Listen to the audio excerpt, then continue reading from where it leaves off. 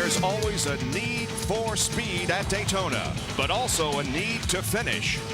In February, with Inside of the Checkers, disaster struck, and the Dale and Dale show was denied. Jarrett denied a third win, Earnhardt his first.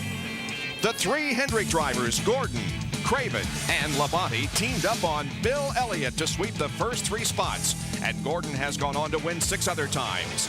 It's July 5th, but the fireworks are just beginning.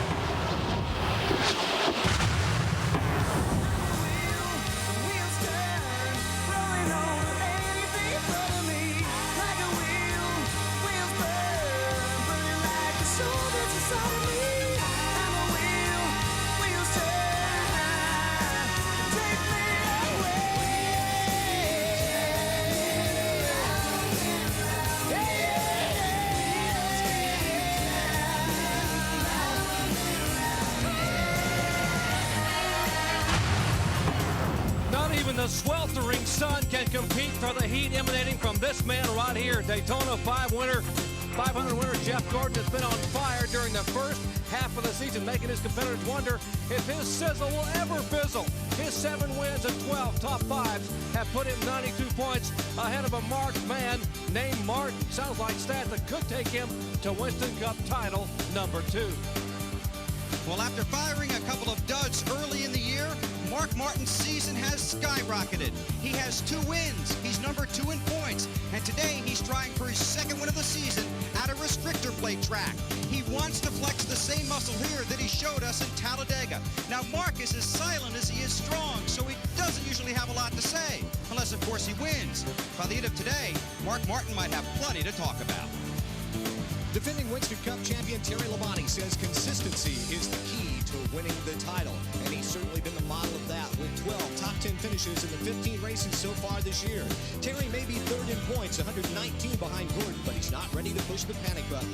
Even with the 35th place starting spot today, he's not overly concerned because at Talladega he started 36th and finished 6th.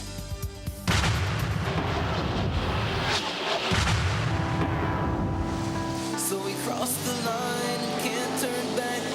Happy endings never last, 'cause there's always more to stories never told. Is this what I've been waiting for? A life for someone else to polish all my faded dreams and put them on the shelf?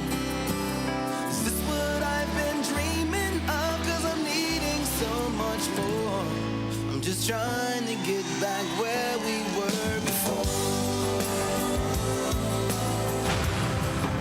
The third member of Calvin and Team Hendrick is Ricky Craven, whose season has been plagued by disappointment and even near disaster 3 months ago in Dallas. Without a doubt, his most impressive performance this year came here in February when he clawed his way from 40th to finish 3rd. Today, despite starting 39, don't be surprised if Ricky and the Big Bud Machine muscle their way to the front once again.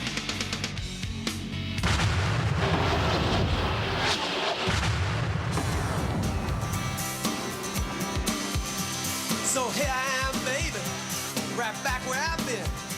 I've been tossed around and twisted up. I'm on the outside looking in. I've been chasing after fortune. I've been running after fame. It's like trying to paint the sides of a fast-moving train. It's a long line. It's a long line. It's a long line. It's a long line. Jeff Gordon's star is sparkling like the nighttime sky on the 4th of July. He exploded into victory lane at Texas. Jeff has 9 top 10s. Disappointing finishes at Michigan and California have not slowed this unshakable driver or his committed crew. Jeff Burton is ready to join the long line of famous names that have won at Daytona. Michael Waltrip has quietly done his job this year. After driveline problems dropped him from a potential top 5 finish here in February, Waltrip has steadily climbed from 32nd to 9th in the points. He starts 8th today and thinks he has the car capable of finally carrying him to victory lane in a NASCAR Winston Cup points race. Looking for a man with momentum? I give you Ted Musgrave. A sixth-place finish in Pocono got him rolling. He didn't follow that up with consecutive top fives at Michigan and California. Today, he returns to a 2-year-old Cooper Speedway car. A car that carried him to 4th, 5th, and 7th place finishes in 3 of his last 5 Daytona starts. Bobby Labonte brings hustle, heart, and his dry sense of humor to every race. What he has yet to take away is a win. He starts 12th. He's 7th in points despite 5 finishes of 20th or worse. Today, Bobby shoots for his 5th top 5 of the season and career win number 5. Jeremy Mayfield has been the man on the move this past month with 2 consecutive top 5s and an average finish of 8. He has rocketed from 17th to 10th in the Winston Cup point standings over the last 4 races. Today, he pilots the same Ford that carried him to a 6th place finish here in February. You know, with a few breaks and a little luck, Mayfield just may win.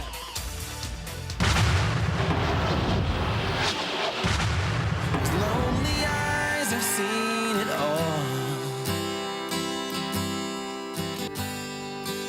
'Cause you don't know what you have till your everything is gone. You need someone to show you how to live again. I wanna be there when you're feeling high. I wanna be there when you wanna die. I'm gonna light your fire. I'm gonna feel your flame. I wanna be there when you go insane. I wanna be there when you're feeling down. It has been a disappointing season for Sterling Marlin. He's 19th in the points and has just 1 top 5 finish. 5th here at the Daytona 500 in February. A crew chief change before California, and Thursday, miscommunication on the setup prevented him from completing his qualifying lap. He starts 30th today, but it's a good race in which to get back on track for Sterling. In the last 5 Pepsi 400s, he's finished outside the top 2 only once. As the season hits halfway, the 3 team is still looking for something good to happen. Make that something great. Dale believes he can win today. Actually, he believes he will win today because of experience and skill. In other words, Earned Heart believes he will earn it. And if that happens, do you think those fireworks last night were something? Stick around. And then there are those that did not qualify and thus leave disappointed. Former Daytona 500 winner Jeff Bodine felt himself short of speed, thus loaded up his QVC Ford for the long trip back to North Carolina. Newcomer Jeff Green, who forged a career best 7th place finish 2 weeks ago in California, was forced into a slower backup car after a cut left rear tire damaged his primary machine on Thursday. For those drivers, this is already a 4th of July weekend to forget.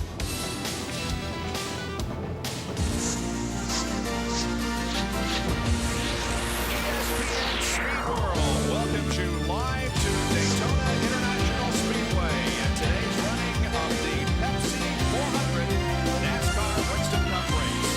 Reached the halfway point of the season at the end of today's event. Right now, Jeff Gordon has a 92-point edge on Mark Martin with the defending champion 3rd. Dale Earnhardt is 6th in the points. Jeremy Mayfield has earned his way to 10th in the point standings. The engines have just fired, and good morning, everybody. I'm Bob Jenkins along with Benny Parsons, and it's time to go racing. Now, it's expected to be a little bit cooler here today. There is a bit of a cloud cover, only about 95. Yeah, right. Only about 95 degrees. Folks, you can't believe how hot it gets inside these race cars and what these drivers go through today. It's almost unbearable. And the racetrack totally different than they ran in February. And they tested. Only 3 or 4 cars here tested for this race. Who knows what's going on? We talked about a lot of potential contenders for this race. I'd like to add the name of Bill Elliott, who ran so well here in February. Yes, he did. And told me it was the best car he ever ran in Daytona. And if the caution flag had just not waved in there at the end, he felt like he had something for him for his car. And let's not count out Dale Jarrett either from the possible victory lane here. Well, Bill Elliott and Jarrett will be driving 1 of 20 Fords here today. 14 Chevrolets are in the field and 8 Pontiacs. Let's take a look at the starting lineup. Mike Skinner will be on the pole for the 2nd time this year here at Daytona, just a little bit slower than his February pole speed. And Dale Earnhardt has his best start since winning the pole at Watkins Glen last August. In the 2nd row, Talladega pole winner John Andretti and points leader Jeff Gordon. Jimmy Spencer has his best start of 1997, and Rusty Wallace has equaled his best best start in a Pepsi 400. Billy Standridge is in his very first start here at Daytona. Michael Waltrip has finished 7th 4 times this year in Winston Cup competition. Rick Mast has his best start of 97, and Lake Speed will also start in the 10th position. On the inside of row 6, Joe Nemechek, fresh from Poland, California, and Dick Trickle. This is his 20th Daytona start. Ricky Rudd is back in the 7th row. Also 14th position is Kenny Schrader. Back in the inside of the 8th row, Johnny Benson and Dale Jarrett. No 400 wins, 2 500 wins. In row 9, Bill Elliott and Mark Martin. Great row. On the inside of row 10, Hutch Strick on the outside, bottom of the month. Ward Burton finished 8th in the Daytona 500 this year. Ted Musgrave just 8 points out of 10th position in the point standings. Jeff Burton will start 23, 23rd, the 1997 leader on the super speedways, and then Ernie Irvin, who won at Michigan. In the next row, we have Bobby Hamilton and Robbie Gordon back in competition. Then Kenny Wallace and Derek Cope in the next row. Going to row number 15, it's Chad Little on the inside, and 3 Daytona wins here at this track. Sterling Marlin started 31st today. Jeremy Mayfield moved up to 10th in the points. On the outside, Morgan Shepherd in his first ride in the 77 car. Warren Allen back to start 33rd alongside DW Darrell Waltrip.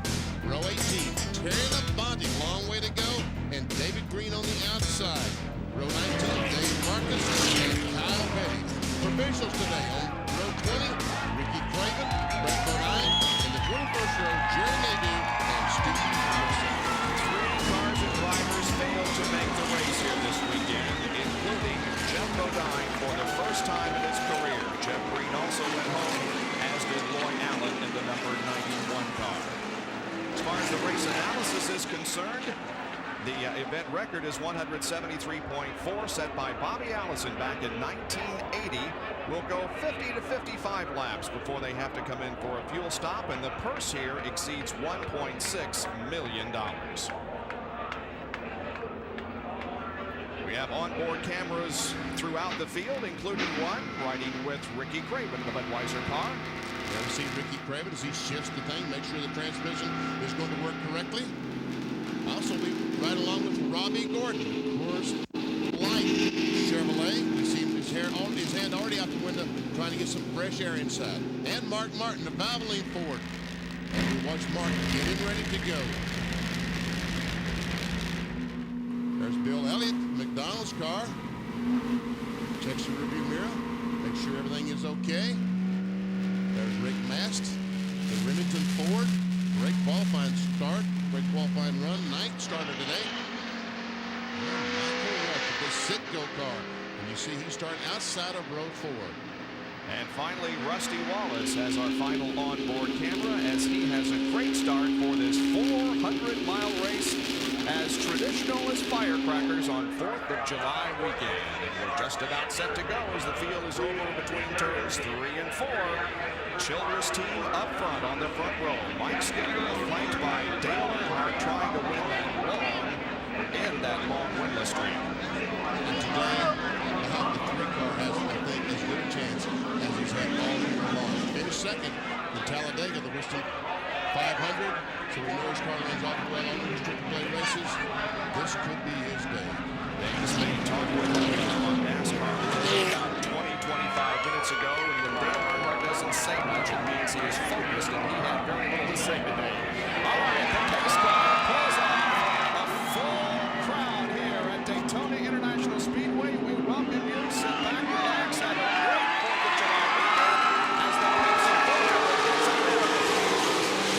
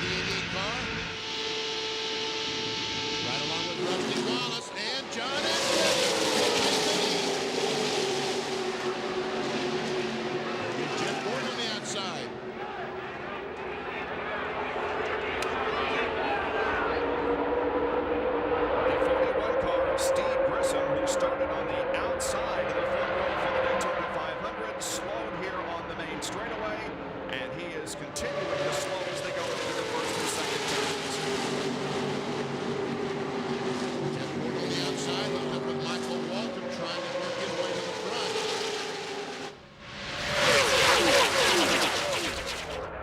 John Andretti has led only 3 races this year. He led at Pocono, also at Talladega. Now he adds the Pepsi 400 at Daytona to that list.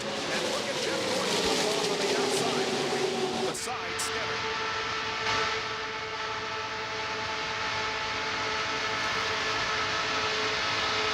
Looks like that Jeff Gordon has had enough. He wants to lead and pick up the 5 bonus points. Look at the power that Jeff Gordon showed in going by or trying to get by behind his car, although he hasn't been so far. Gordon and Andretti go through the corner, wheel to wheel. Now Jeff inches ahead just a little bit, but Andretti comes back. And look at the bumps. It's hard to tell where the cars are going. They're 2 by 2 all the way, just like the start of the race. They have changed positions, but they're still 2 by 2 all the way back. Jeff Gordon gives it back, lead that lap, and then Andretti now goes back to the front. And Andretti in Ford, Gordon and Armstrong in Chevrolets.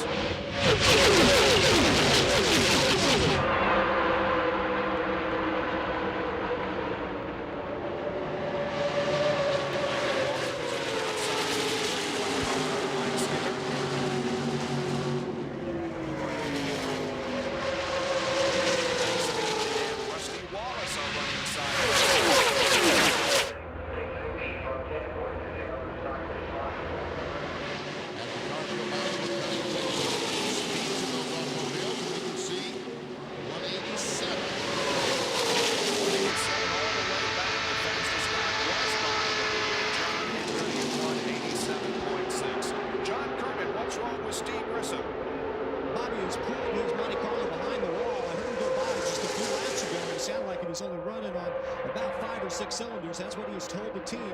So he's pulled it into the garage area. The crew going to work under the hood right now, trying to find out which cylinder might be defective. We'll have to wait and see if they can fix it and get it back out. But right now, it doesn't look too good. Jimmy Spencer with a bold move down the backstretch. Steve Grissom started second here to get into this race, and things have gone wrong here in the early going. 3 wide in the line.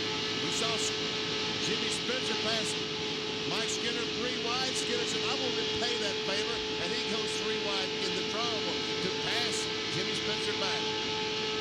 Rusty Wallace looks up in the mirror, and all he can see is the 31 car of Mike Skinner. So it's John Andretti leading Jeff Gordon, Dan Earnhardt, Mike Skinner. As we begun, 6 laps completed, the Pepsi 400 back in the road.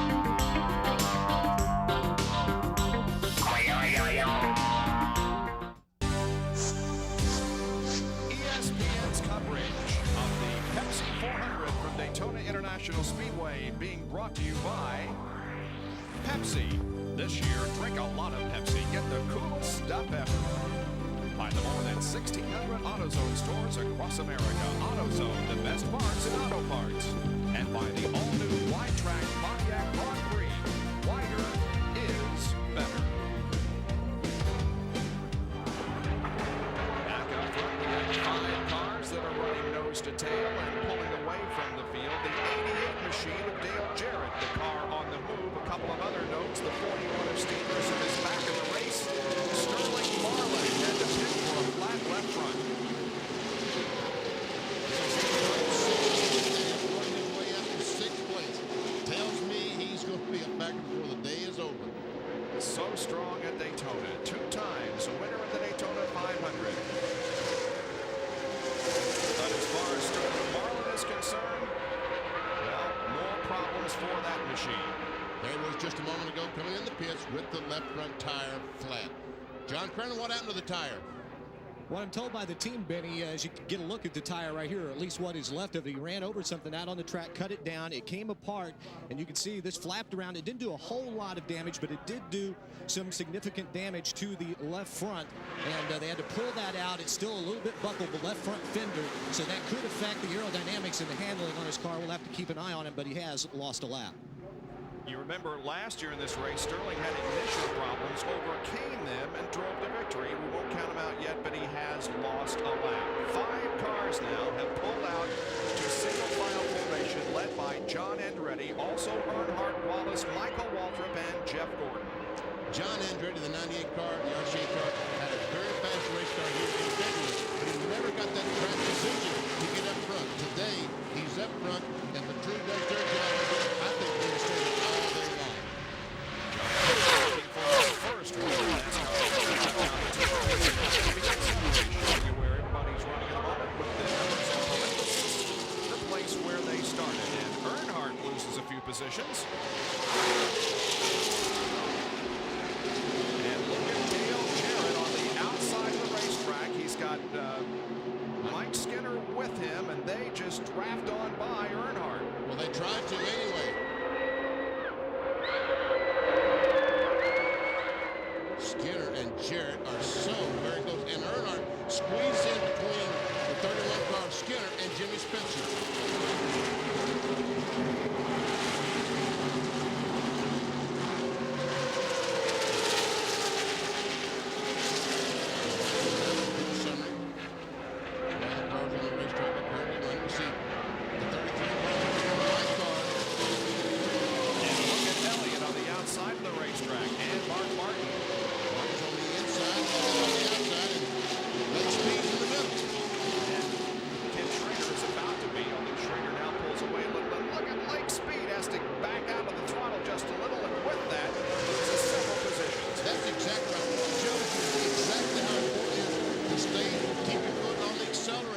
Speed had to back down just a little bit and lost about 6 spots.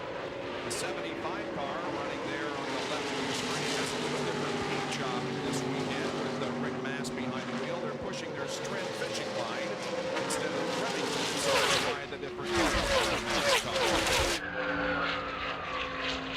maybe some contact there between Cole and Irvin as they came off the corner.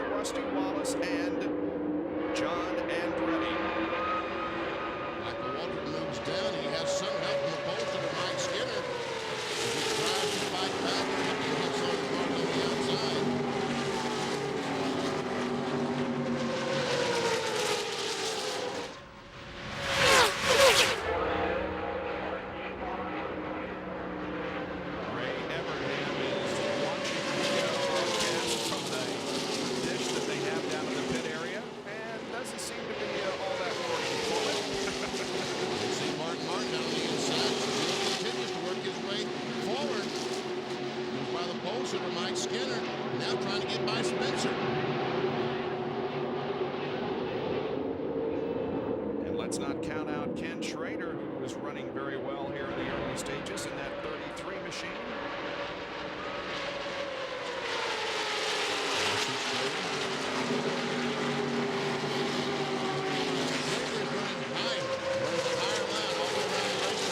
Most these other drivers.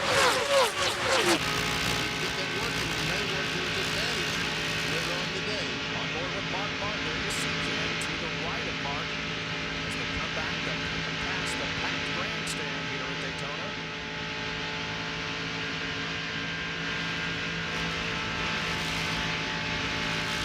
All of this in excess of 200 miles an hour, or close to it. And we can hear Mark Martin's engine.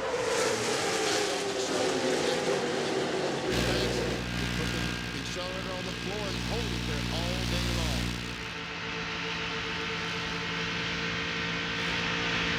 Mike Skinner goes down the inside of Schrader. High Schrader's running as he pointed out, much higher than everybody else, almost 2 lines higher. And he loses his spot. He loses his spot. back bumper of Mark Martin.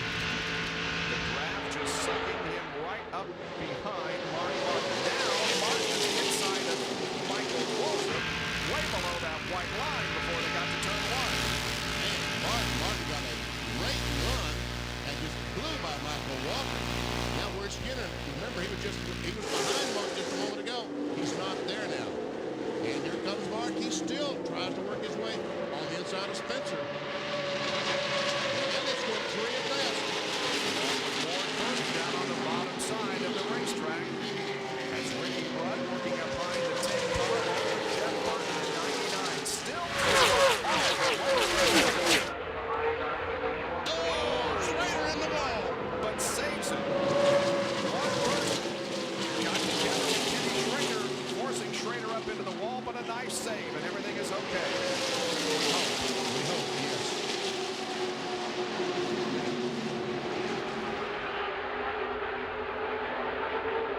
Not a lot of concrete dust flew, so I don't think get it to a watch, folks. This is real time. As Schrader goes up, just brushes the wall. If he'd hit it too hard, we'd have seen a cloud of concrete. He did not, so I think the car will probably be okay. And so, it still remains up front, John Andretti leading Rusty Wallace, Jeff Gordon, Dale Jarrett, and Jimmy Spencer. Those are your top 5 in the Pepsi 400 from Daytona. We'll be right back.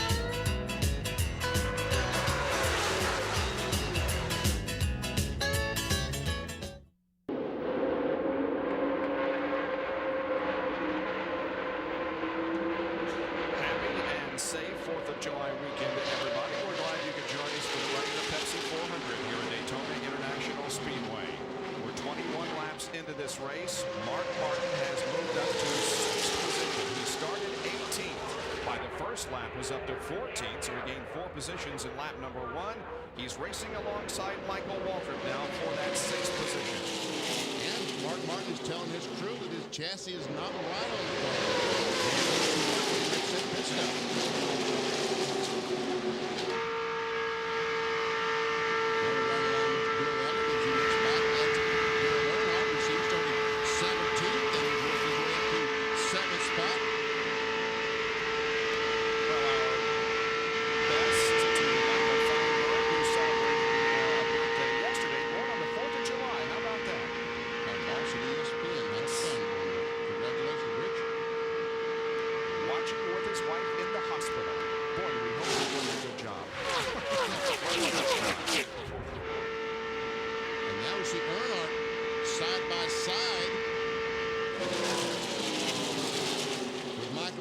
When we see this, that when those cars run side by side, the cars in front drive away from them.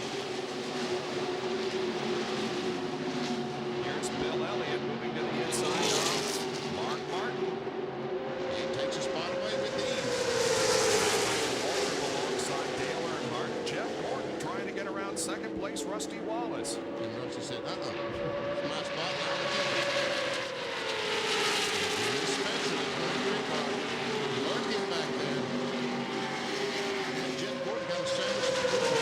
Don't they, Bob? The only top 9 right now.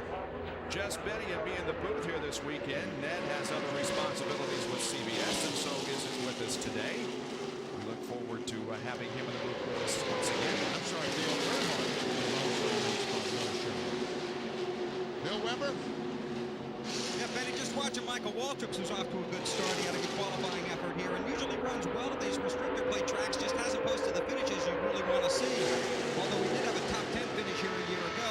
I talked to his crew. I said, has he said anything about the car? They said he has not said a word since the race started. But that's a good thing. It means Michael's having fun. And fun in Daytona, 4th of July weekend, that's very important.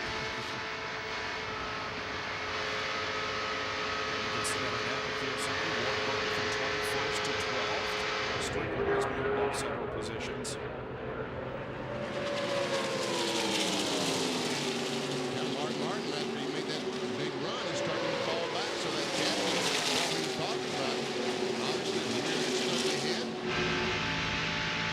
From Mark Martin's rear bumper, looking back on Waltrip. There is Schrader. Schrader apparently was not damaged at all during that little bump with the wall up there coming out of turn 4. pass. Jeff Gordon on the outside took over the third spot. Now he's hung on the inside. A couple forward with Jared and Eric go down the outside. So Jeff Gordon goes from third all the way back to at least fifth or sixth. Depending upon when he can get back in line.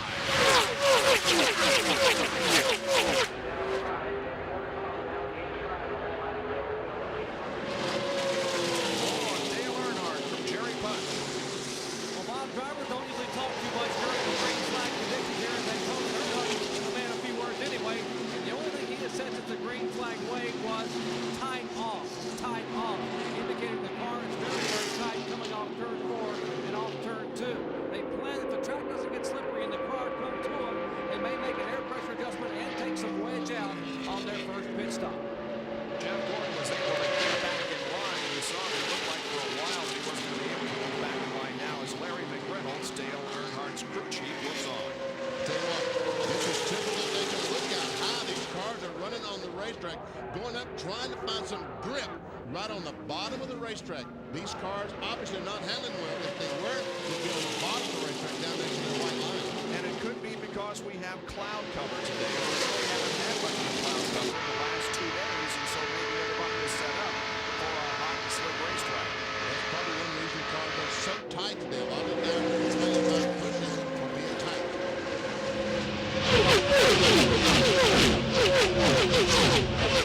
Jimmy Spencer now deciding to make a move. He moves to the low side of the track and brings Michael Waltrip with him. As they try to draft by Bill Elliott.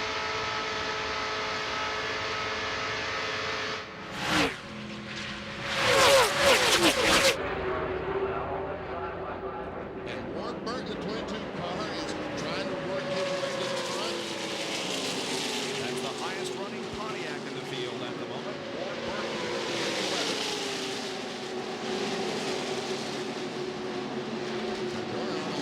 On the racetrack, going by Spencer. John Kernan has a report on the 31 car of Skinner, our pole sitter. John? While everybody, almost everyone out there on the racetrack complaining about being tight, Skinner is just the opposite. His car is really started to prove they say that they can possibly the first pit stop and have a air pressure adjustment, a chassis adjustment. They're even toying with the idea of bumping up the spin there about a half degree to get rid of the first plant the rear end as it goes through the curves. Falling back to 12th position at the moment. Billy Standridge having a good run here at Daytona in his first race at this track. Standridge is currently in 13th position. Continues to lead. And we have the Fords all stacked up together trying to draft away. There are your top 5 after 28 laps at Daytona. We'll be right back.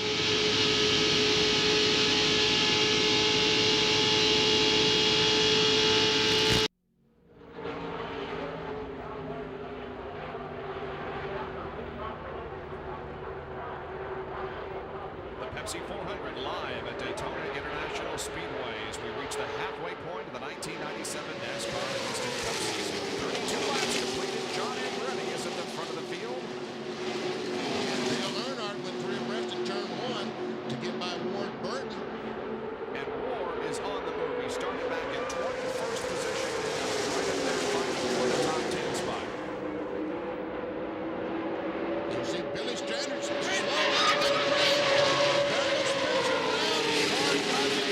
Where? Right in front. Come high if you can. Go high. Are we going to get one car involved? Wow. Is that big or what? No, see Chadwick has some damage to the front of the John Deere Pontiac. No, I thought one car would be one car. Man, oh man. Well, the caution comes out for the first time as trouble erupts on the backstretch. And Skinner has some damage too. Oh, yes, he does. Comes directly into the pits, which was wise. Well, there were a lot of lucky drivers, though, who were following Jimmy Spencer and could have been involved in that incident. Here's John Kernan. Mike Skinner's pulled on to pit road, coming directly down. A lot of damage, significant damage to the right front fender and the front air dam is pushed in. Tire is flat on the right front, and this is really going to mess this car up. But Skinner, the crew working valiantly on pit road, trying to get the tire on, sending back out to come in and see fix it, but I'm telling you what, from the looks of the damage on this front nose, this car will not run as fast as it had earlier in the race. Spencer got out of the car. He's back in it now. It's just being pushed to pit road. Let's take a look at what happened. Let me see if we can see one there. We see Billy Standridge coming off the corner of the 78 car. He comes off, goes up, he hits the wall. Hits it pretty good, as a matter of fact. And all these cars behind took evasive action. But meanwhile, Jimmy Spencer right in front of this is crashing at the same time. Yep. So, and what happened on that deal, I don't know. We see Schrader, Michael Waltrip, and Jeff Gordon barely gets by. Ward Burton takes to the infield to escape damage, and he did. So it looks like that Skinner, Spencer, and Chad Little, the only 3 cars involved in the incident besides Standridge, who was really involved in a separate incident. There is Little coming through. Now he might have gotten involved in the Billy Standridge crash. And here's all the cars coming down pit road. All the cars are in the lead lap, and that's all except 3 or 4 up. Jerry Punch. 65 miles an hour. John Andretti just told Tony Furr the car is absolutely perfect. Do nothing whatsoever. Put 4 tires on. Fill it full of fuel. How about it from Jeff Gordon, Bill? Same story, Jerry. No changes. 4 tires, fuel. Ray Evernham said, make sure you get that grill good and clean. Gordon has his right side tires on, getting his left, and the race car. And Andretti's on the pits. Michael Walter right in front of him, airtight, and they almost hit the whole There was some contact there between Andretti and Gordon. There was some contact. These cars can't stand much contact. You see Jeff Burke back there smoking the right of time. Bill Elliott, who's the guy that won the race off pit road, he will take the lead in McDonald's Ford. Somebody else off pit road. While Jimmy Spencer has arrived from his incident back in the backstretch. And the 25 car, Ricky Craven, it appears, is being pushed behind the wall. So the first caution is out here with 34 laps complete in the Pepsi 400.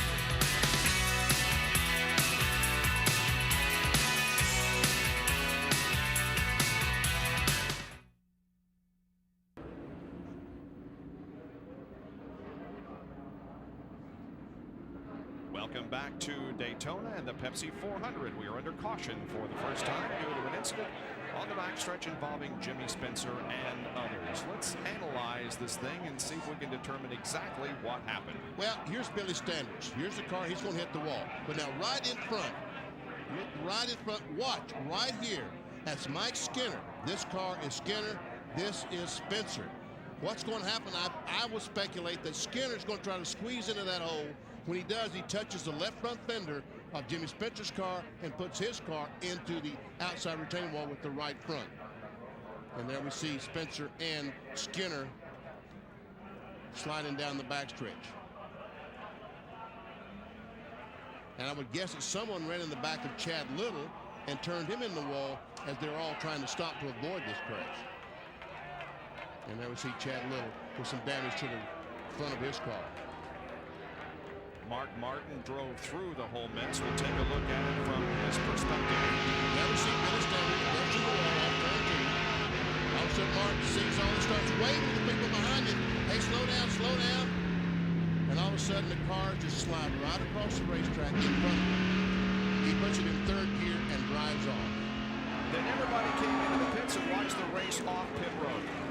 Check this out. The scramble off pit road. Jimmy Cox, he's out of harm's way. He's over behind the wall, holding up that green sign that says go. Now watch this. Watch the 24 car. He's going to hit the 21 car with his right front. No, I'm sorry, it's 98. The 98 car. He hits him with the right front. I wonder what kind of damage that he has, and he can't make a pit stop because he loses too much track position. Doesn't take much to incur some damage. John Kernan, what's wrong with Ricky Craven? Well, Bob, during that melee out there on the backstretch, a rotor broke off of someone's car. It flew in right through this right there into the radiator, broke the radiator, so Ricky had to pull it behind the wall. They've had to replace the radiator. Let's go to Dr. Jerry Punch. Well, Dale Earnhardt has a hole, about a 2 by 3 inch hole in the left front bumper. It's actually just to the left of the where you would normally see the headlight there in the front of the Goodwrench Chevrolet. There's a small hole.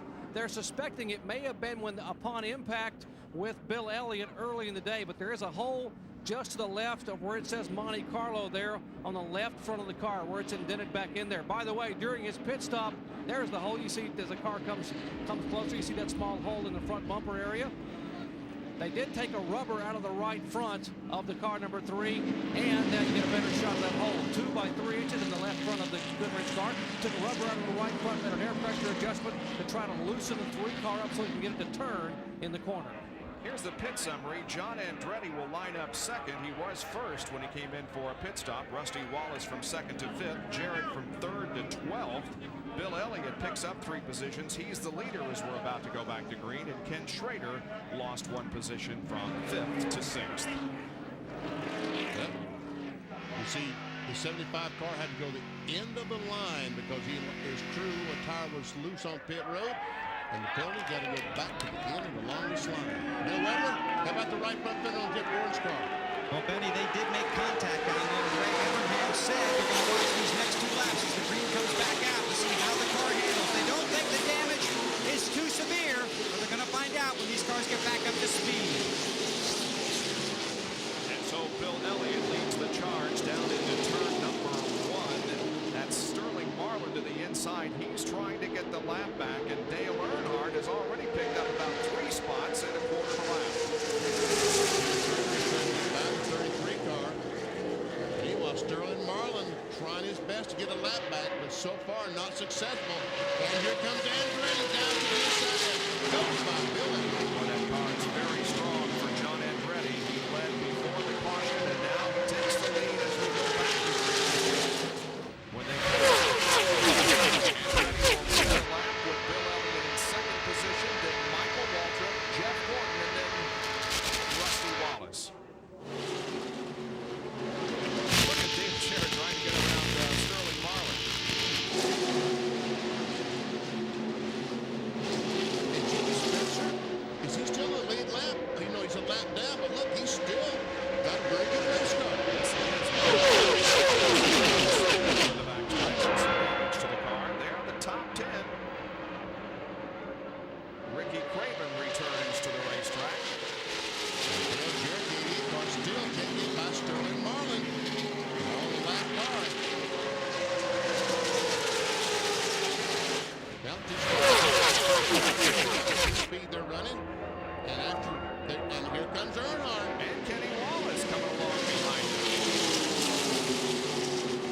There you can see that the fastest speed that time was Rusty Wallace at 188.273. Now compare that. We noticed last lap here in our computer that the first lap that they went back from green, 166, 20-mile-an-hour increase.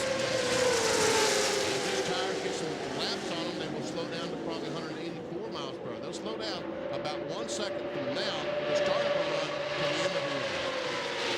John Kernan with the pole sitter, Mike Skinner. Mike Skinner's working on his car behind pit wall. Mike out right now. No chance of winning this race. We'll try and get it put back in, but what happened? Well, we're going to get back out there and get as many Winston Cup points as we can get. And I guess you'd have to look at the film. You know, I think I got wrecked from behind. There you hear the comments. Mike Skinner explaining what happened. Let's go to Dr. Jerry Punch. This caution, a downer for Skinner, but it may have been a plus for Earnhardt. Maybe Dale Earnhardt's luck is changing. Just as the caution came out, Earnhardt radioed, I think I've got a problem. Indeed, he did. Take a look at the right rear tire. He had about a 2-inch slice. The tire was going down. He would have had to pit and lost a lap, but the caution came out and saved him. He's now on the lead lap, still hoping for that win today. And still very much in contention. He's running in third position now. Is it fourth? Fourth spot. No, make that fifth position. No, fourth. It changes so fast it's hard to keep up. Well, Sterling Marlin there, the fourth car in line, is a lap down, so Earnhardt is in fourth spot. 41 laps completed, 119 to go. The Pepsi 400 from Daytona. John Andretti leading the charge here. Back with more in just a moment.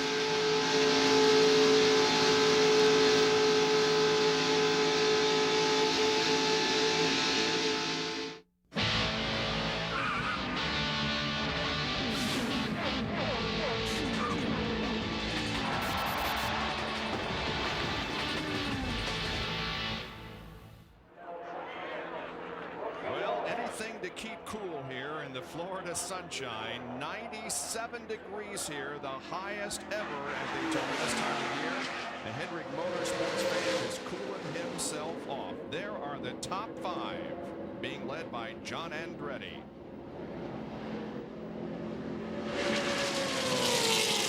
As we talked about, track position is so critical now. If this thing goes John Andretti, Tony Burton, these guys did a great stop the first time. Bernie Irvin is beginning to show some strength here. He is running alongside Michael Waltrip. Meanwhile, Earnhardt and Rusty Wallace are side by side. Earnhardt taking over that third spot. Bomb Rusty. Jeff Gordon trying to follow. And he will. Rusty Wallace goes from 3rd to 5th. A chance to slide up back in the drafting line. Boy, these cars really bounce along, don't they? Oh, I'm telling you, they do. Here's another Napa Field summary for you.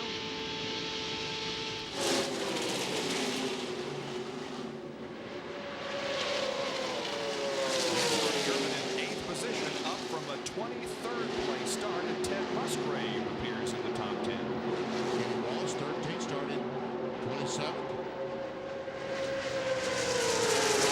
Gordon also moving up.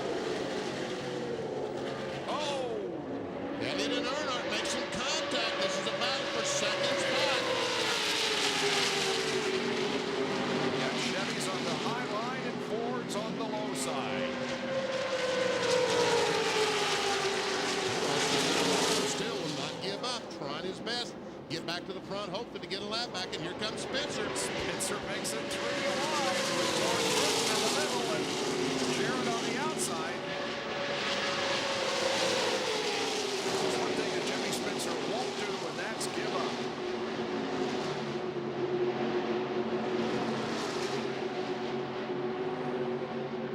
Yeah,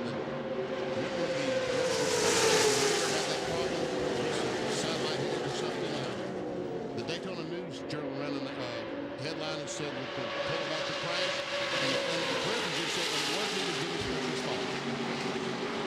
And you can kid with Jimmy Spencer because he takes it so well. Let's take a look at what happened between Bill Elliott and Dale Earnhardt. Battle for second spot. Elliott comes up and Earnhardt comes down. They hit for the same spot at the same time and said, oops, this is not going to work. And from Rusty Wallace's perspective. Wow. If Rusty backed up the gas, I think that would have been. That's got to stop your heart as you see 2 cars bump in front of you. And now Sterling Marlin has worked his way back up to the 3rd position. He is not running 3rd on the racetrack. He's a lap down, but in line, he's 3rd. Good chance to get a lap back. He's in 36th position, 1 lap down, 3 wide once again through the corner, all the way to first. And look on the pylon. Doing his spot. A remarkable move by Robbie Gordon. On the restart, he was 38. Yep. He was 18th on the restart, which was on lap 38. And look at the positions that he has gained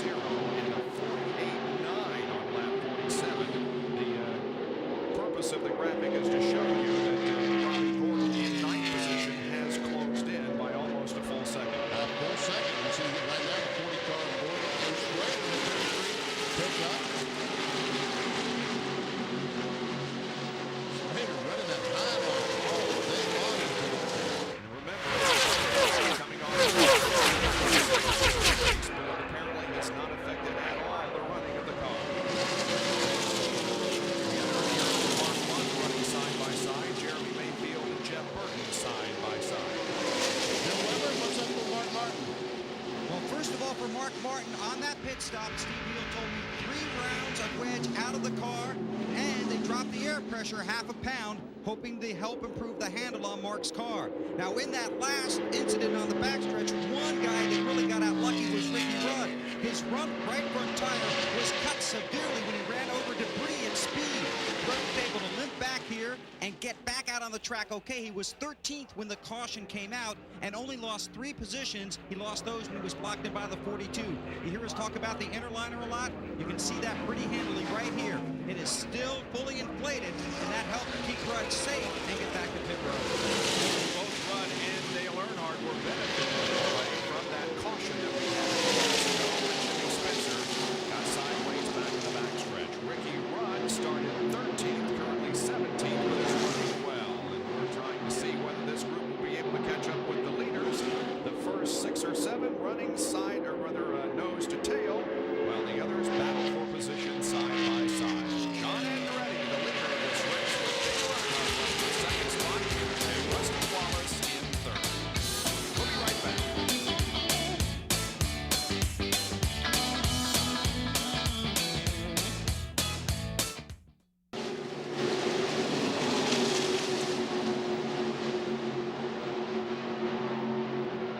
Bob Jenkins, Benny Parsons, Jerry Punch, Bill Weber, John Kernan back at Daytona with the Pepsi 400 NASCAR Winston Cup race. 54 laps into this 160-lap event. John Andretti leads. Earnhardt now is in the second, passing Rusty Wallace.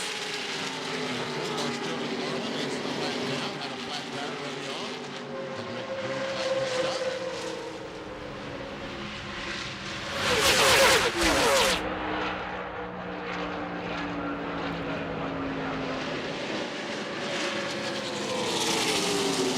Into this race, John Andretti had led 20 laps. He led 19 in Talladega, and he led 1 lap in the Pocono 500. And he has led 50 laps today, so he has a career record going for himself. Rusty Wallace is taking up the 3rd spot from Dale Earnhardt. And here comes Ward Burton, the MB&A Pontiac. Great performance by Ward Burton so far. He's down there on the bottom side all by himself. Which could smell tough. Capital T, or if he can do it, that would be trouble.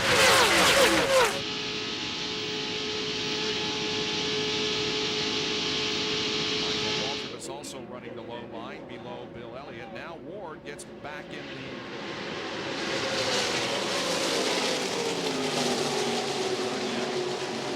Earnhardt almost made contact going in the corner. Now Schrader's on the bottom of the racetrack. I think that's the first time we've seen the 33 car today down there.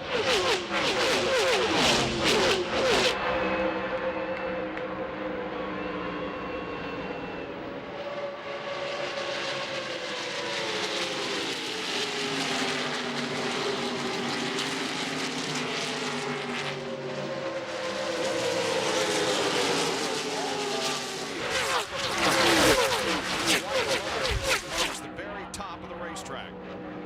And he's losing spots. He's losing spots. He's in the top line. He's going to get around. Elliott has a problem. Elliott drops back, loses several positions. Could be a reason he's up there on the racetrack.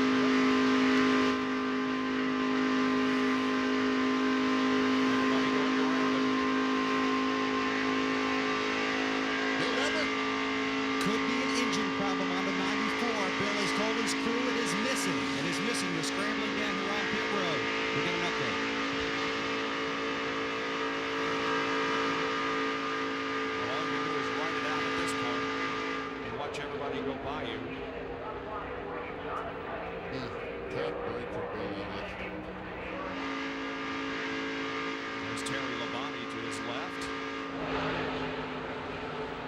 At the line, let's see who was best that time. Looks like that 185.636 by Michael Waltrip. Big car, 185.5.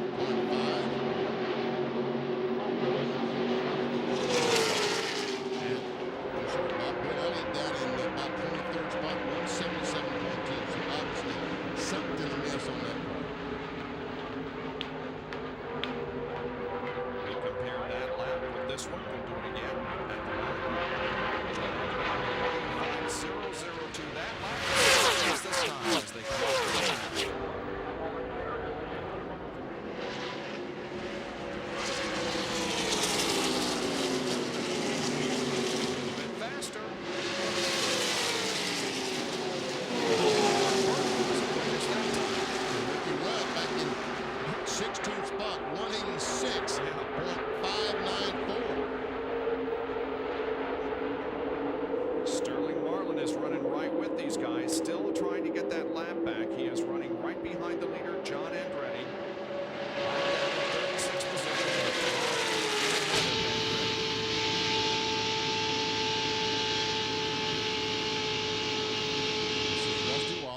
second place car looking back at Earnhardt.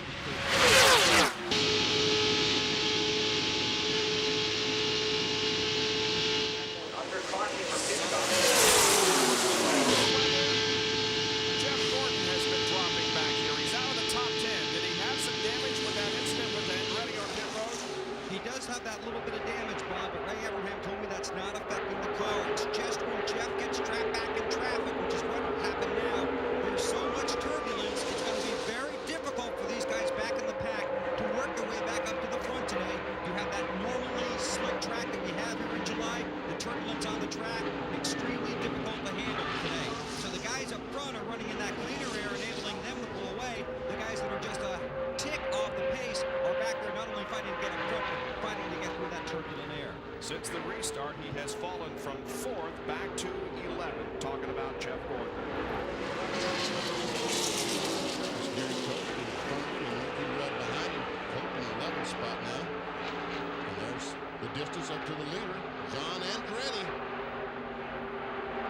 Overhead shots are courtesy of the Pennzoil Copter Cam, flying high overhead Daytona International Speedway for our coverage today of the Pepsi 400 on a very warm morning and early afternoon. Dale Earnhardt goes to the inside, twice tries to take second place away from Rusty Wallace.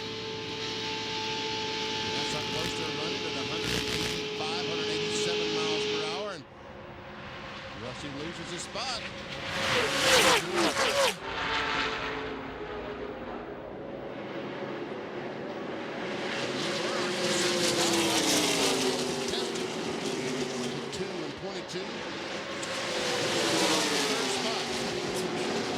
Place your bets. Elmore gets him. All of a sudden, Rusty Wallace is having some struggling. Rusty is struggling. I don't know if it's hung out in the ground. All of a sudden, the car is going away. Ford and Kenny Schrader were able to get by him. Now here comes Michael Waltrip and the 28 of Urban.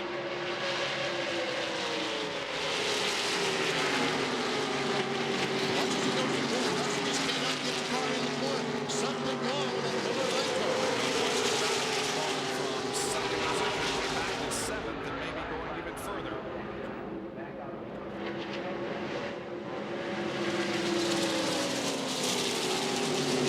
Jerry, how about John Andretti, who continues to lead this race? Well, Bob, a moment ago, John radioed crew chief Tony Burns, and the car is absolutely perfect. This morning, Tony saw how overcast it was going to be. In fact, it was considerably cooler, and he made a late call. He changed both front shocks to free the car up, and right now, John said a moment ago, hey, Tony, that shock change, we're killing them here in the corners. No question, the car is running very well. Able to hold off all challenges so far. He lost the lead on the yellow flag, and the pit stop gained it right back.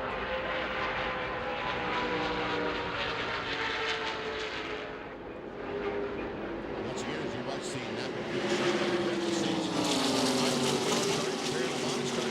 he's now 16th.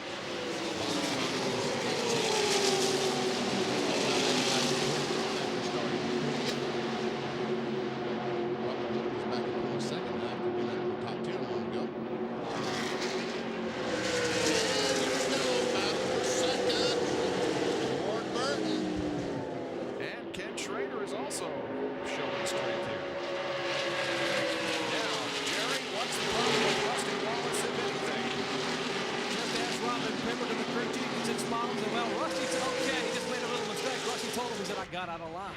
That is a problem. So Ward Burton now has Michael Waltrip in the battle for second position here between Burton and Earnhardt. Battle for 4th as Michael Waltrip and Schrader are side by side in the corner.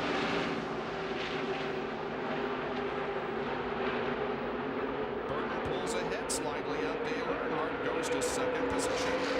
So we got a Ford leading, a Pontiac running second, and Earnhardt, Chevy running in 3rd position, although he's about to lose it to There you can tell how hot it is today at Daytona on July 4th weekend. Back in a moment.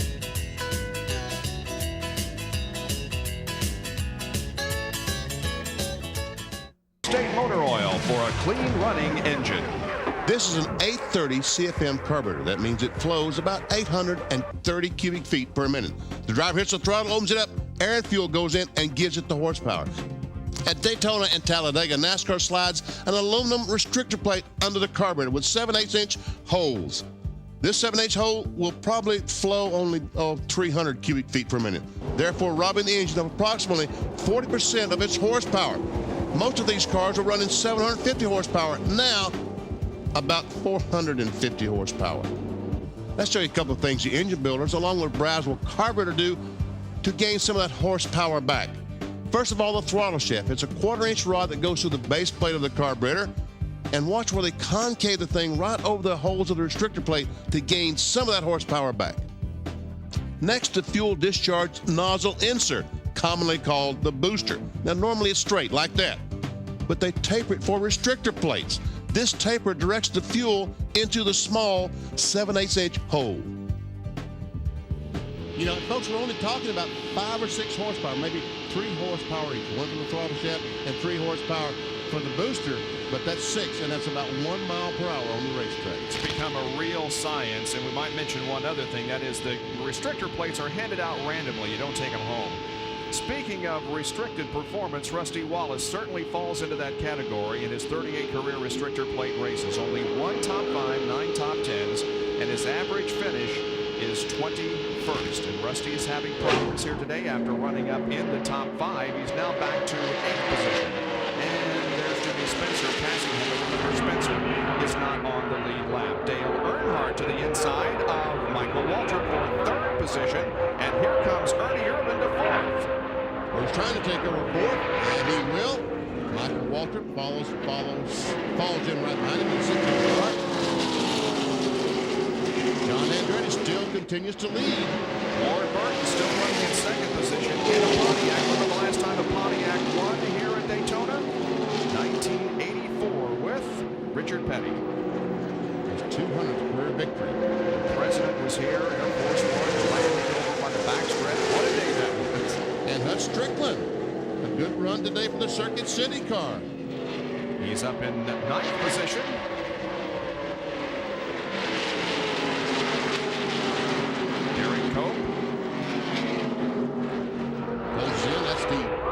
Multicolored car. Jeff Burton right in front of him, the X-Side car. And Terry Labonte has gotten by Jeff Gordon. Since the restart has moved from 25th position, which was on lap 38, up to 14th now as we've completed 71 laps actually. Jeremy Mayfield has a problem. The RCA car on the bottom of the racetrack looks like he's off the pace. He was running in the top 10, moved into the top 10 just briefly, but now Mayfield has fallen back to 16th. Well, now he's back. It looks like he's back at speed. I'm sorry for all you Jeremy Mayfield fans. Here comes Bobby Hamilton over to the inside of it, trying to pass him. And Kyle Petty in the 44 car. By the way, for you Bill Elliott fans, after running so well, he is back in 34th position, and they're saying they're going to try to ride it out. Tony Ferd down talking to Richard Childress, huh? I guess they're planning on making a pit stop at the same time. Jerry, what are they talking about down there? Well, Benny, you're exactly right. They're talking about fuel mileage and how long they could go. They're figuring they could probably run around 55 laps. They pitted on lap 34. That would mean that Andretti would probably make his next pit stop on lap 89 or 90, and possibly the 3 would come with it. Okay. There's the 46 car of Wally Dallenbach, losing a lap back in 35th position. That's kind of unusual for Wally Dallenbach because he usually runs very well in these super speedways. Today, off the pace a little bit. Certainly is. And there you see Sterling Marlin. He's also again a lap down after early tire problems. Look at Hutt. Out on the inside, it goes by Dale Jarrett with the wow, puts him up to 8th spot.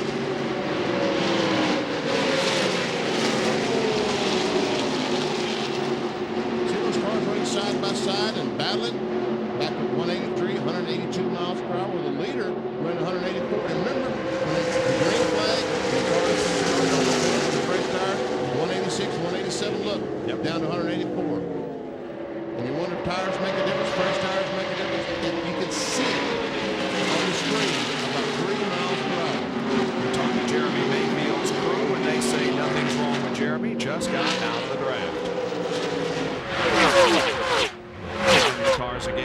lap, see how they compared to last lap.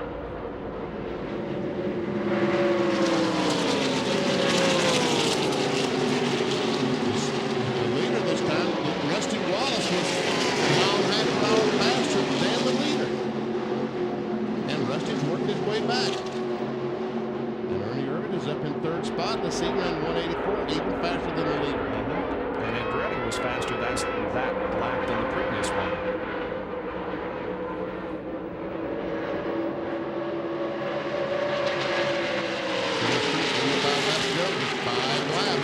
Earnhardt has a 6th place over Rusty Wallace.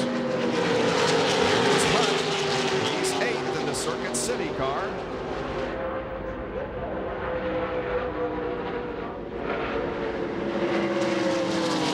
Earnhardt on the inside of Michael Walker. And down on the inside of Strickland, makes it 3 abreast in 1. Strickland has not led a lap, but started 19th and is currently up to 8th spot. So still a lot of positions being fought for and exchanged up front as the car of John Andretti, well, he's running with the big dogs today, showing the way here by about 0.2 of a second over Ward Burton. Ernie Irvin is 3rd. Ken Schrader is 4th. We'll be right back.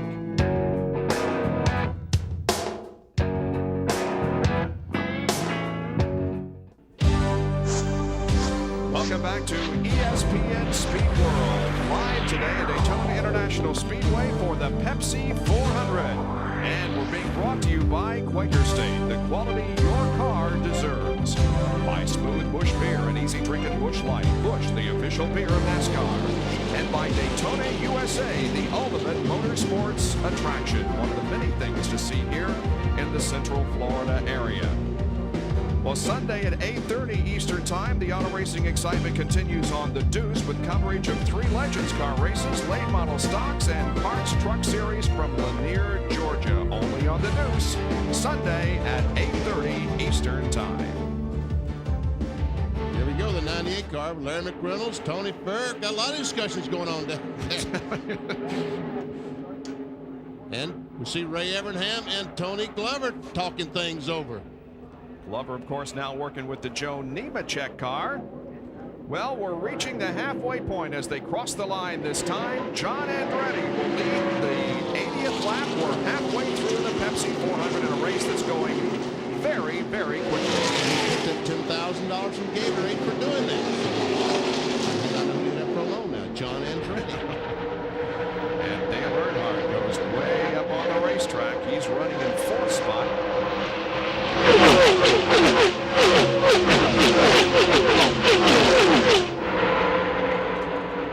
How about our Bud race recap? Well, John Andretti has led 74 of the first 80 laps with 60 changes. 1 caution period lasted 4 laps and the average speed over 170 miles an hour. Those who have led a lap, John Andretti the most. Mike Skinner was the pole sitter, led 2. Bill Elliott led 2 before dropping back. Jeff Gordon 1 and Brett Bodine led 1 lap during the caution period. 2 cars off the track, Mike Skinner and Billy Standridge, and only 1 car is out of the race. That was Chad Little.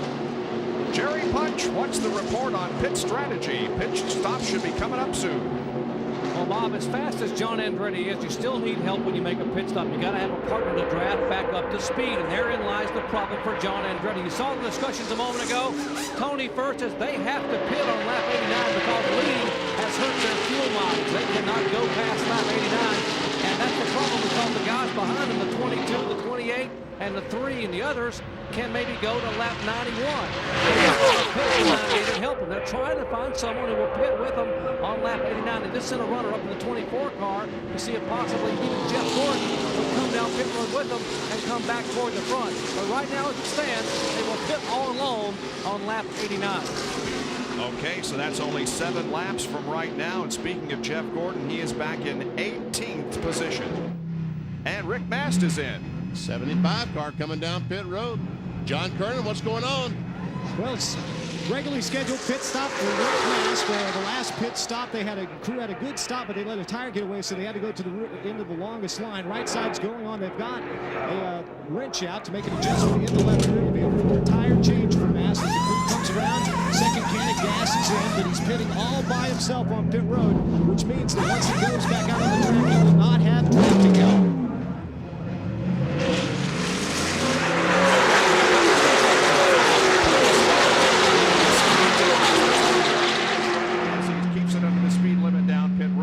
The cars on the racetrack are running. Now he can accelerate and get back to speed as fast as possible, but still he's probably only running 70, 80 miles per hour, and the entire field is blowing by him. Back to the lead, and here's Rusty Wallace battling for Michael Walker, battling for fifth. The 23 car, the Camel car, is a lap down. This is the 4 car. Schrader again. As he has been. 34 laps, these cars finish. John Andretti says he's going to go to 89. That's 55 laps. Here's a Napa field summary. We're very close to the pit stops. Let's take a look at how they are running before they come in. Jarrett in 8th position. Mark Martin, second in points, is up to 10th.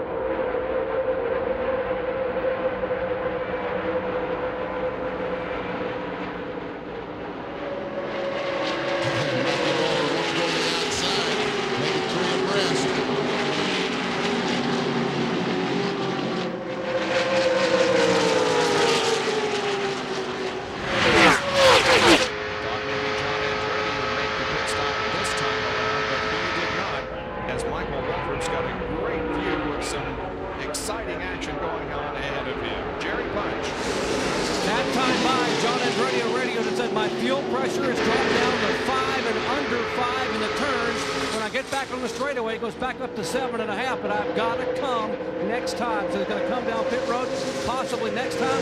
Hold on, here's Tony Furr talking to Furr. Says try to make it one more lap if you can. I don't think Andretti can make it. We'll see if he comes on his own this time out of turn 4. This is called a roll the dice. Do you stop? Do you do what the crew chief wants and stay out one more lap? I have a feeling he's coming in. You can't run out of fuel. You just cannot run out of fuel, especially on the back straight. You coast in. But he's not going to come in. He's staying out there. Andretti is making another lap. Will he run out of fuel on this lap? There's Tony Furr, and he is saying, you got to go one more. Hut Strickland comes down pit road and is the first of those in the top 10 or so to come in. I just happened to glance up a moment ago on turn 2. Hut Strickland almost crashed. So we got to get these tires off here. I'm coming in the pits. Bill Weber. And Hut is here. Now look for some teams to make the risky call of putting on just 2 tires in this round of pit stops, trying to pick up track position because we've had so much green flag racing. Hut has right side tires on. He will get 4 tires, 2 cans of Unical fuel. He will not have a drafting partner. Trying to pull the driver with a fan.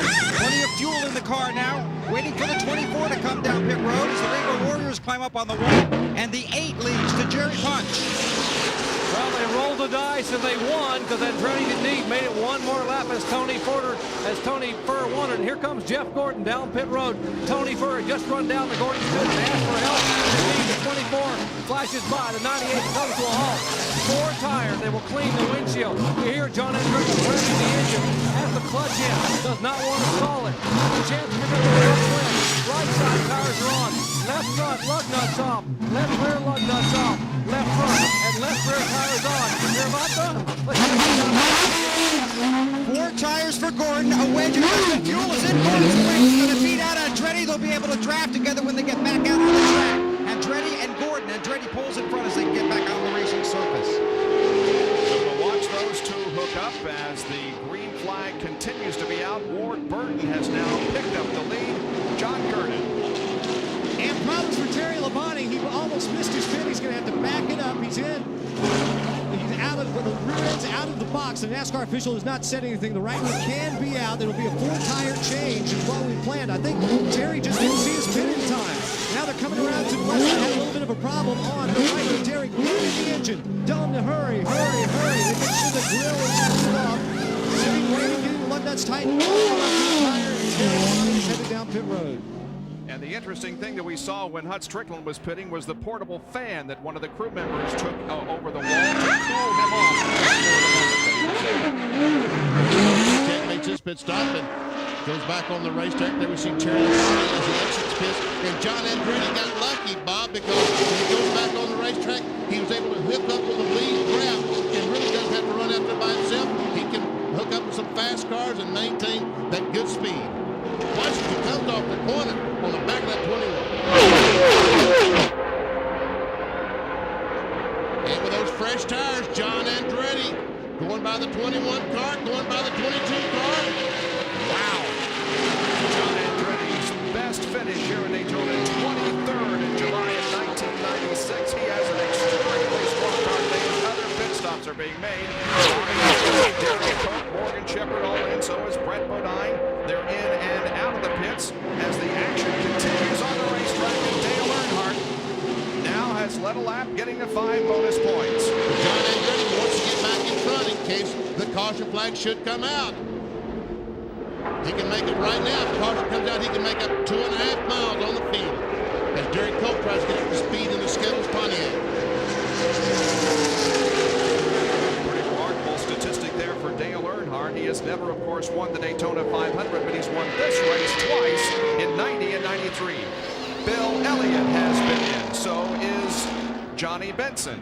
Well, Bill Elliott is just now coming to the pits. I wonder if he's going to raise the hood. Look at the smoke coming out of the car. Yes, they are raising the hood. Trying to figure out what's going on. Bill Weber? Benny, they're going to do a regulation pit stop here, but they are going to look underneath the hood. Mike Beeman told me a few laps ago he's afraid it's a rocker arm. They were hoping it's a plug wire, but they're afraid it's a rocker arm that a guy on the board has sounded terrible. They've got the right sides on. This is going to be an extra long pit stop. Dale Jarrett and Jerry Punch. All right, Todd Perry and the crew come scrambling over. They will change all 4 tires. They will make an adjustment in the right rear of the car, a small track bar adjustment as Musgrave pulled in right in front of Dale Jarrett. 2 rounds in the right rear, right front tire, and right rear tire. A little bit of trouble now with the right front. They go to the left side. Let's check into the Mark Martin pit.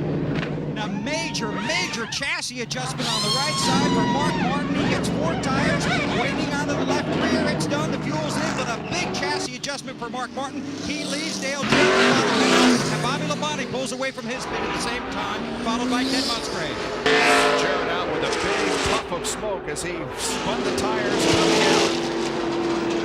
Michael Waltrip is in. And what a day it has been for the Citgo Ford and Michael Waltrip. A great run. He brings that Ford into the pits, and his crew will go to work. He angles it perfectly for leaving the pits. There'll be no one in front of him.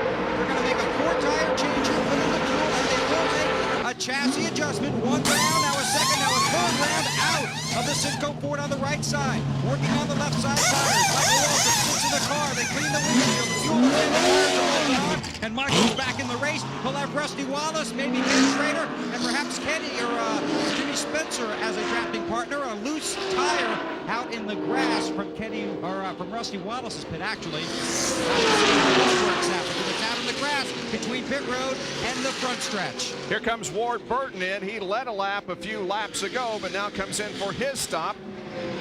There he is, along with Darrell Waltrip, who is going back out on the racetrack.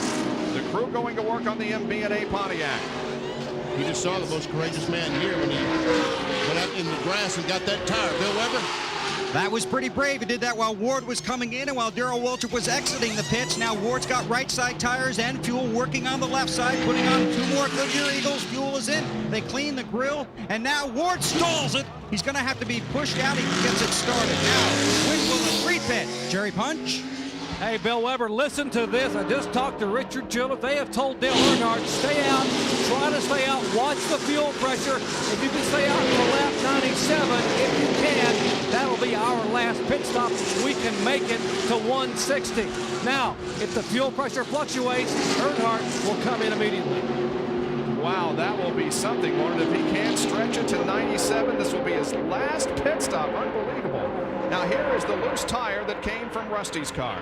It bounces off the wall, keeps rolling, and it looked like somebody from the pit just behind him, which would have been Ward or Jeff Burton's, I believe, thought about going to get it, but they didn't, and the thing rolls into the grass and then stops. Yeah, the fellow was taking the tire around like he was supposed to, and when he rolled it over for someone to catch it, that fellow didn't catch it. And meanwhile, Ernie Irvin is making his pit stop. And the 10 is coming in with the wheels locked up, trying to get slowed down. Ernie Irvin, Jeff Burton, and Ricky Rudd are all coming in together. Irvin the first to arrive in his pit. And here comes Ricky Rudd down. Bill Weber. And this might be the last time you see Ricky Rudd on pit road today.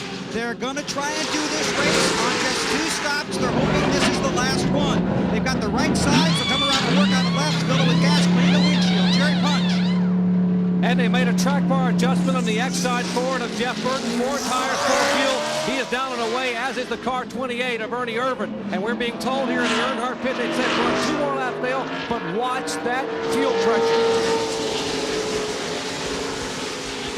And right now, Earnhardt has backed off the throttle. Remember, he was leading the race up with John Andretti. Now he's falling back. We don't see him any place up there.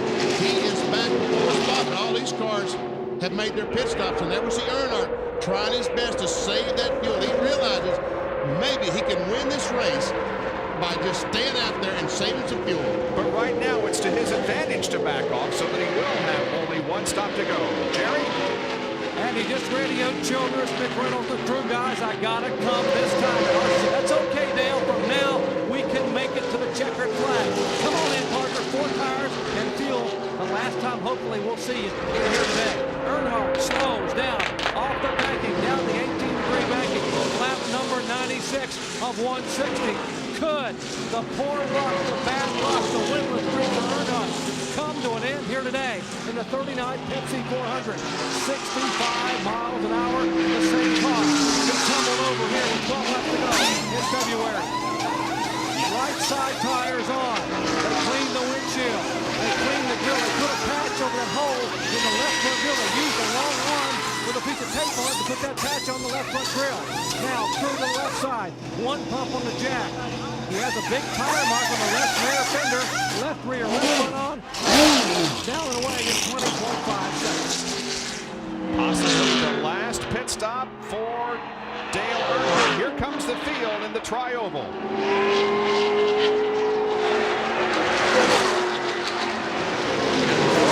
car that is leading the race is indeed at the front of the field. He is the leader with the 21 car of Michael Waltrip second. So, Mark Martin broke a 42-race winless streak at Sonoma earlier this year. Could Earnhardt break his 42-race winless streak here today?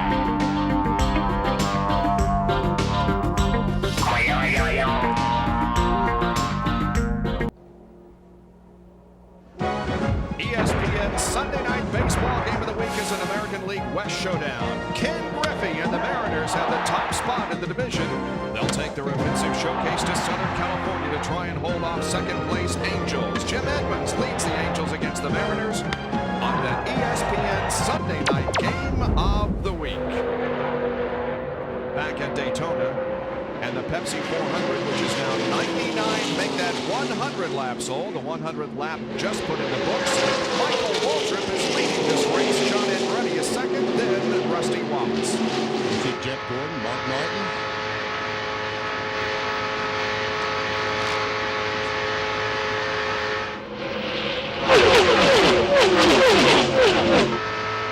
John Andretti is showing he has a fast car all day. Is he fast enough to go by the 21 car? Not that lap. Now we may have some drafting help at the bottom of the racetrack as Andretti hooks up with Rusty Wallace and Jeff Gordon and Ward Burton. And that line is going to prevail. Yes, it is. And John Andretti back in front. But he has to stop again. Ricky Rudd, Dale Earnhardt, can they run to the end of the race? This is looking back from Michael Waltrip to Mark Martin, and on the right is Jeff Gordon, way down on the bottom side of the track. Jeff Gordon certainly did pick up some position came out together, so he was able to benefit off drafting with a fast car, John Andretti.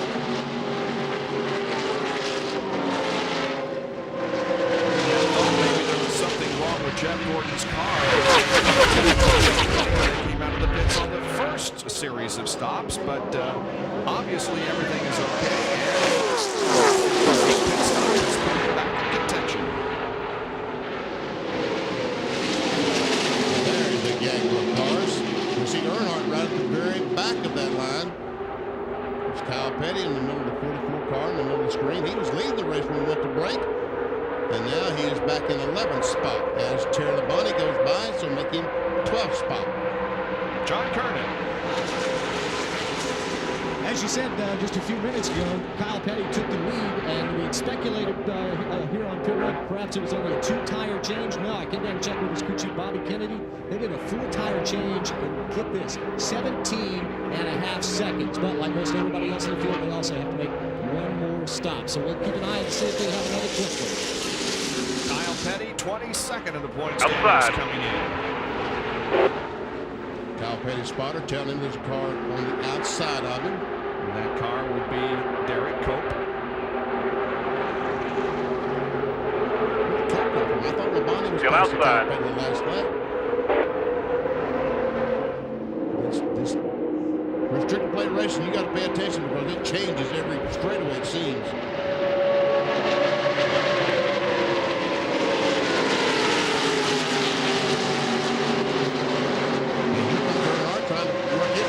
Outside. So this could come down to a battle between the 3 and the 10. The two cars that are side by side right now. Both of these cars indicate they will not stop again for 4 tires unless the caution flag comes back out. Bill Weber, is that true?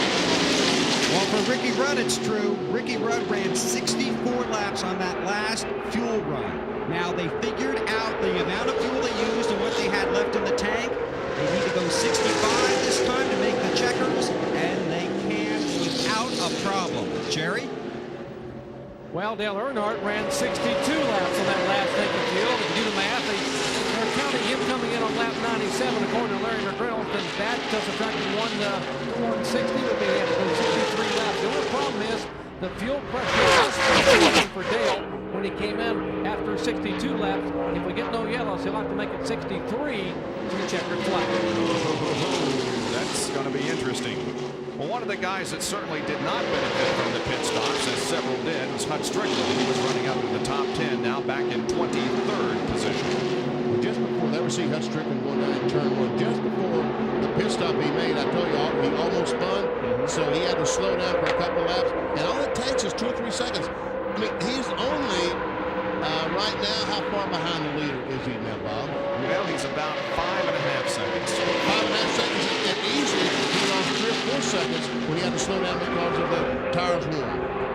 The 37 car of Jeremy Mayfield ran out of fuel, and he's back in 29th position. Michael Walker, Mark Martin, Bill Elliott.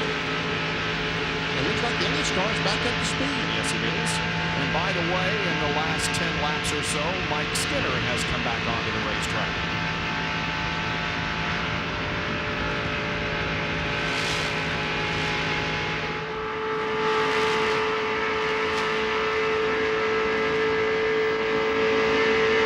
Michael Waltrip, his best finish here at Daytona, 6th. That happened in the Daytona 500 in 1995. Currently running in 4th position. Overhead shots, courtesy of, and Ken Schrader is in the wall. He's been running up close to the wall nearly all race long. He got a little too close that time. The caution is out. Boy, what a break for those guys that had to make that other pit stop. Yep. Now all that fuel mileage calculation is really down the drain because everybody will be able to come in and get some fuel. Well, that will Earnhardt pit. Will Ricky Rudd pit? Track position means everything. They may stay out there, and we see that Schrader's flattened the side of that Scolding Chevrolet. Just our second caution of the afternoon. The right front tire is flat. I don't know if it went flat and caused the crash, or the crash caused the flat. Jerry Bunn? Well, Benny radio said apparently cut a right front tire, so you're exactly right. The car, the Skoll Chevrolet, they come in. Andy Petrie now with the sledgehammer trying to beat the right front fender back out. Andy owns the race car, and now they're trying. The Goodrich guy runs over to pull that shredded tire out of the way because apparently Earnhardt and others will be coming down pit road momentarily. They've got a tire on the Skoll Chevrolet, and Schrader still sits on pit road. We'll take a look again at what happened. Here we see him at the very back, right beside the 28 car. And they go in turn 3. This is down the backstretch. They go in turn 3. All those cars go in the corner, and the right front tire goes flat and straight in the wall goes straight. But luckily, he was on the top of the racetrack, where he's been most of the day, and so the blow was a lot less had he been with the 28 car and got that thing aimed hard straight for the wall. The blow would have been much harder. Okay, caution is out. The pit road has not been open yet. It will be next time around. So we anticipate lots of pit stops. The question is, will Earnhardt and Rudd, who have both said that they can go the distance on fuel, will they come in or will they stay out there and keep the track position? Very interesting. I know one thing. This had to be a break for John Andretti, Rusty Wallace, Michael, all those cars that could not make it to the end. This has to be a break because now they can stop and don't have to stop again. Ken Schrader, the reason for the caution, had 9 top 10 finishes in the last 10 Daytona races. So a bit of a setback for him. Pace car leads the field down the backstretch.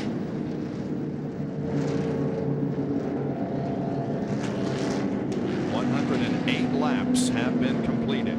So it's going to be, what, 30, 40 seconds before these cars get to the pits. And those crew chiefs, their minds are whirling 1,000 miles an hour. What do we do? They're talking to the driver. We need to make a chassis adjustment. Okay, it's okay. All the decisions they make in this next 30, 40 seconds will probably determine who wins this race.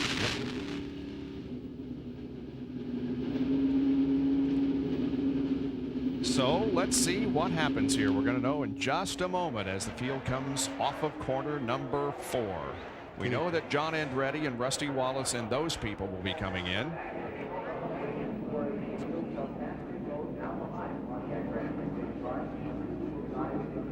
Andretti already down to the inside of the racetrack. And here he comes. Pit road is now open. Here they come. Lap down, 23 car, all those cars stay on the lead lap. Terry Labonte's first car to hit pit road. John Coonan is there. And Terry pulls into his pit stall. Remember the last time he overshot it, they had to push him back. But Terry has come all the way up into the top 15 from his 35th place starting spot. It'll be 2 tires on the right side. We'll have to wait and see if inside the exit will be a full tire change. Let's go down to Dr. Jerry Punch. Right side tire's already on John Andretti. John Josie trying to get it in full. And Mark Martin is already out. In the middle of your screen, Rusty Wallace has gotten his tires changed. 18.1. And now finally 22.3 for John Andretti. He is down and away. Let's go to Bill Weber. Jeff Gordon stole the car, but he's away, followed out of pit road by the 44 and the 88. Mark Martin's guys talking about 2 tires and judging from the length of that pit stop. That's what they did to put Mark back out there in the track position they wanted. Wow. Wow. And both Earnhardt and Rudd did pit, by the way. Wow. So that's how they're going to line up for the restart when we come back to Daytona International Speedway and more of the Pepsi 400.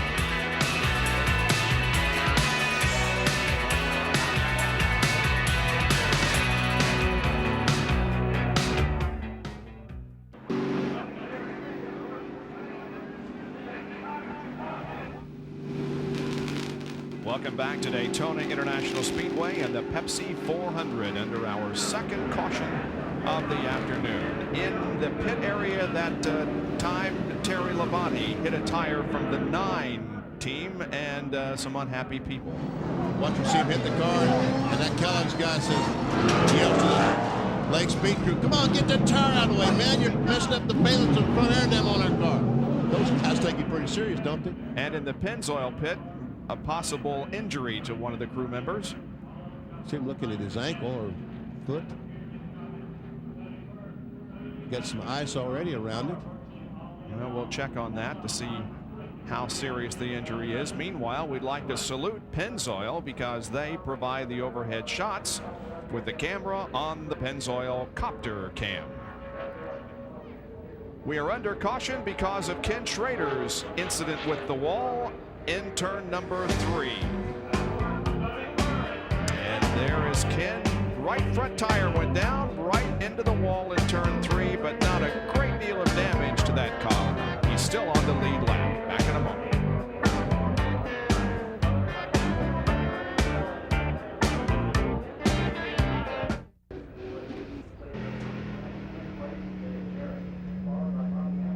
Just about to go back to racing here in Daytona with Mark Martin at the front of the field. He only took on 2 tires during that pit stop, and he's got track position here as we go back to green. Ward Burton second, Jeff Burton is in third, Derek Coe fourth, and Rusty Wallace is in fifth as the green comes out.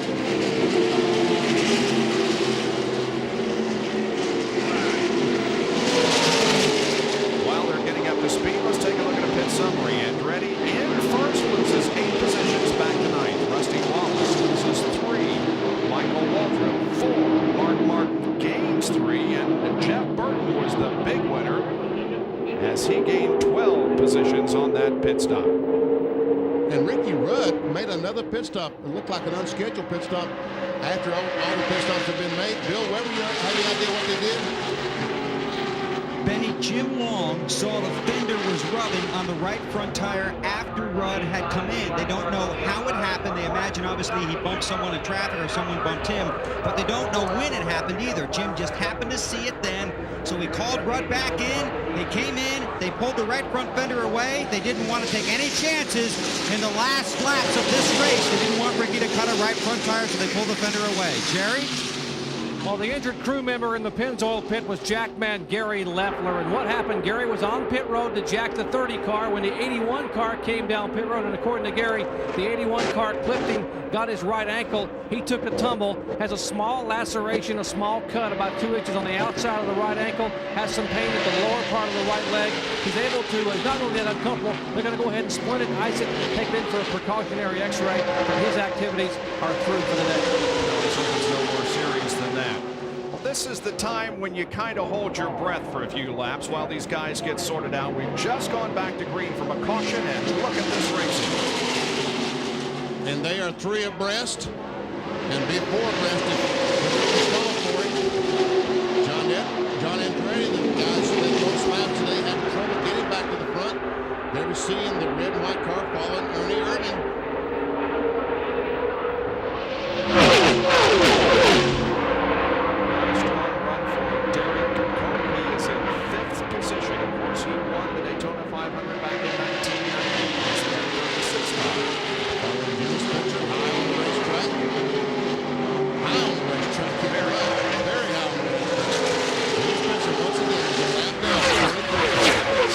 Not gotten that lap back, although he has run in front, and the same is true with the Sterling Marlin, who is lapped down in 31 position. There are 33 cars still on the lead lap, and look at Michael Waltrip.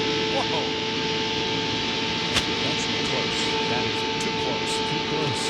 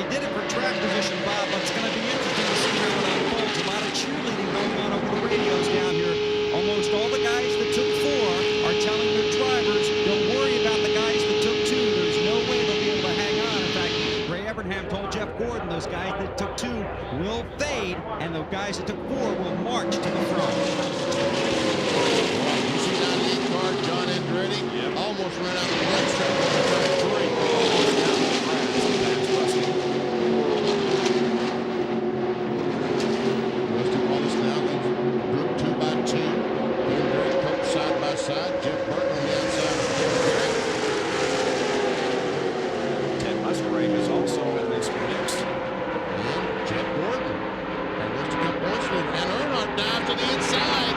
Tries to get on the inside of Terry Labonte. Can't quite make it.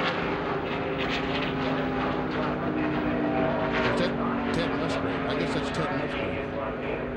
Derek Cope continues to run up against the wall, just about as high as you can ride without hitting it. I guess that's where the car wants to go. Derek is letting that car have his head.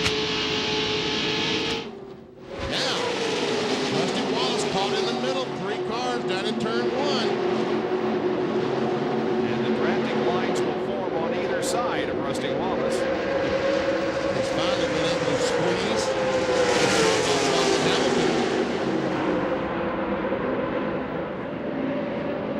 Jeff Gordon drops in behind Derek Cope. He's been challenging Dale Jarrett for the last few laps, but now drops in behind Derek. Ted Musgrave, we talked about him at the top of the shot. Car 2 or 3 years old. That 36 car of Cope has a Hendrick engine. Jeff is right on the bumper.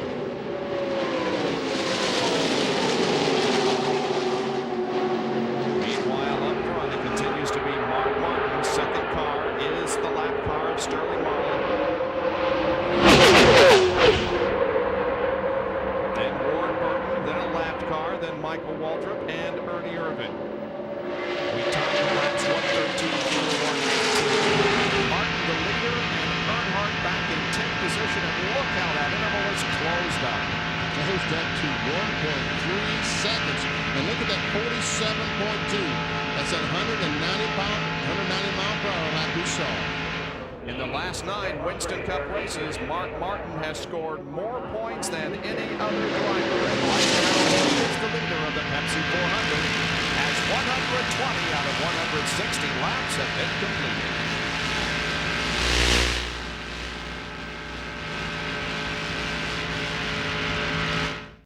Well, in today's Pepsi 400, John Andretti has a real need for speed. Look at him go 3 wide, almost to the grass in the backstretch to pick up the position. John Andretti, one of the strongest runners so far here today. He is in 4th position. But the man on the move is Jeff Gordon. He has moved up to 6th position, right behind Ernie Irvin. That's a real shock, isn't it? Yeah, big surprise, huh? And look at Jerry. Crashes. Jeff Gordon crashes. Several cars. And how in the All right, world? baby, come on, come on. Keep an eye out. Don't go across the racetrack, Derek. Don't go across the racetrack. Come on, Dick, bring it on to the line. Bring it on. Caution is out.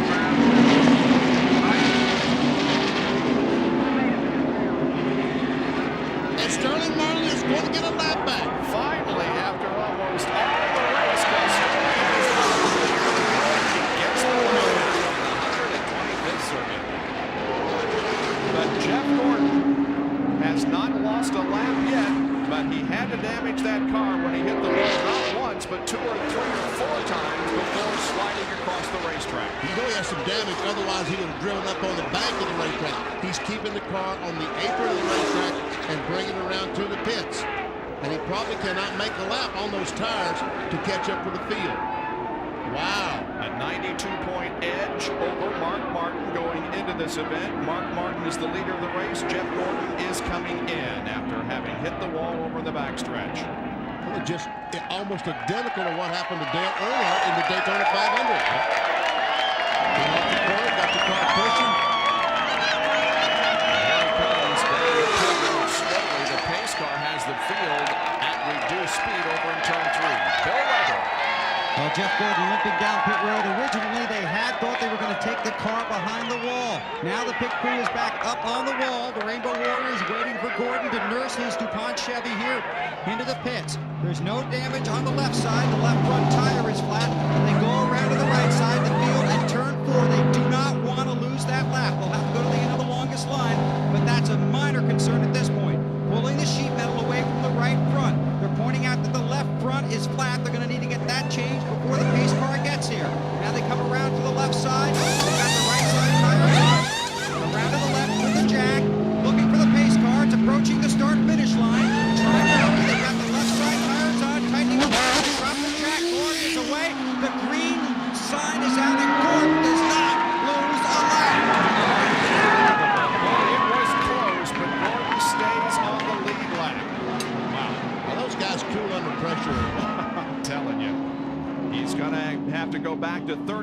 position since that is the last car on the lead lap, but Gordon nevertheless stays on the lead lap. And here's what happened as he came out of the second corner. This comes off the second corner, and a car either pushed up there or got loose.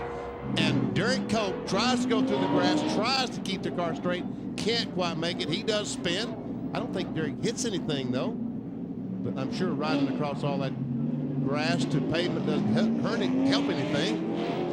And once again, Benny, we dodge a major bullet because there could have been a dozen cars involved in this. They sure could have.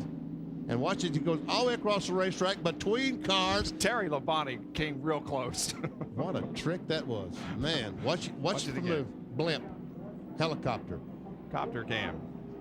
One. Oh, that's from the camera up on the roof. He hits a wall 3 times before he spins to the infield. And look at Labonte right there. Just, I don't know how in the world those guys were able to get through.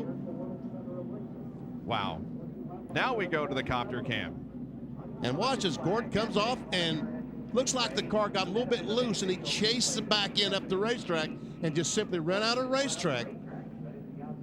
Wow. Gordon is back in, Bill. And now they're going to work on the cosmetics and the aerodynamics. They're going to try and pull all that sheet metal away from the right front tire. They looked at the right rear. They seem to be happy with that. Patrick Donahue, Ray Evernham are out there. Now they're going to tape down the hood along the right side. Gordon revs the engine a little bit, anxious to get back out. Watching for the pace car. Ray tells him plenty of time. Again, more tape to make sure the hood does not come loose. Gordon's going to creep forward. They use a tool that helps pull that sheet metal away. It's a little roller device that Gordon rolls forward. The car actually moves forward, and the device pulls the sheet metal away from the right front tire. That's what they did. He's back out. This is amazing. This is how these guys won a championship, by never giving up in a race. You know, they booed Gordon in the driver intros because he's doing so well. But this is why, because these guys never, ever quit. Rainbow Warriors are quite a group, and they have kept their driver Jeff Gordon on the lead lap here as we will go back to green in just a moment when we return to Daytona.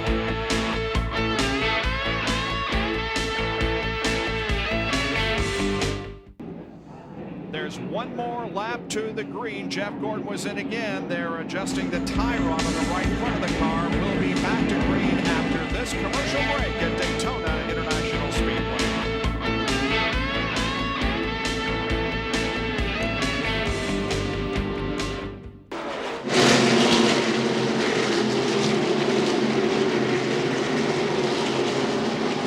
We have just gone green. The car is reaching turn number 1 under race conditions as Mark Martin continues to lead the race. But look at that car up on the high side, passing Warren Burton. That is John Andretti. He passed Michael Waltrip down in turn 1, and he passed the 22 car off 2. Now, Michael Waltrip and the 22 got a great battle going for a big spot. Michael Waltrip, which one of these Fords goes to on? 88 down there. Started on the Bernie decided to go down there, so the Ford Pontiac looks like he's in trouble. All those Fords ganged up on him. Mark Martin, Bill Elliott, Jimmy Spencer, and John Andretti running together. Those 4 cars in this group. Spencer still trying to get a lap back. Now here comes John Andretti, joined by the 2 lap cars of Bill Elliott and Jimmy Spencer. So put Andretti in the second spot. Boy, the RCA car is fast today. Indeed it is. John Andretti has never won a NASCAR Winston Cup race. He is that far from the lead, setting the sights on Mark Martin. Meanwhile, here comes Michael Waltrip is another driver who has never won a Winston Cup race, running 3rd at the moment. Mark Martin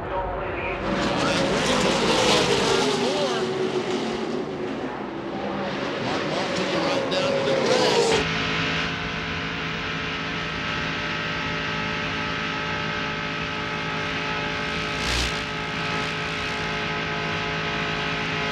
Andretti's got that car right.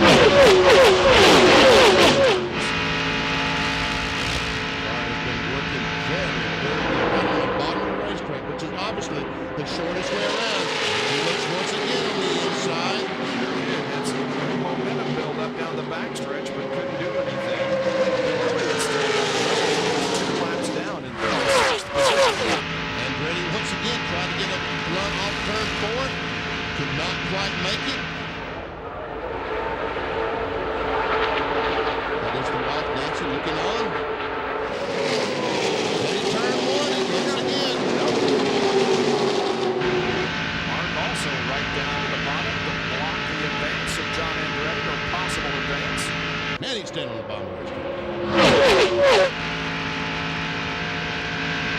Here he goes once again. I guess he hopes that Bill Elliott will go with him. He's trying to make it his little stretch if somebody will go with him.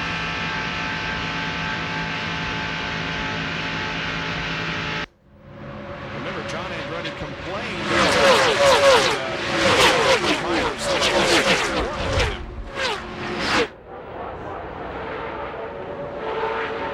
Once again, looking inside here in the tri-oval. Has a run going to turn one. Can't make a move, but look at this group. Warburton, Terry Labonte, Derek Cope. And Derek Cope is back up there again. Is that Cope with the 16 car Western? I guess that's Western. While the 24 car of Jeff Gordon is back in 34th position. Last car on the lead lap, clear at the back of the line. If points were awarded right now, Mark Martin would be in the NASCAR Winston Cup points lead for the first time in 6 years. 1991 was the last time he was in the points lead. So Jeff Gordon's incident with the wall in the backstretch late in the race has put him back to 34th position. His teammate Ricky Craven right behind him on the racetrack. And Ricky Craven had something, a piece of brake rubber go through his radio to win the race, so he's several laps down. Jeff Gordon would be 22 behind, and Terry Labonte would be 61 behind if points were awarded right now. But we still have Several laps to go. 26 laps to go. 25 and a half.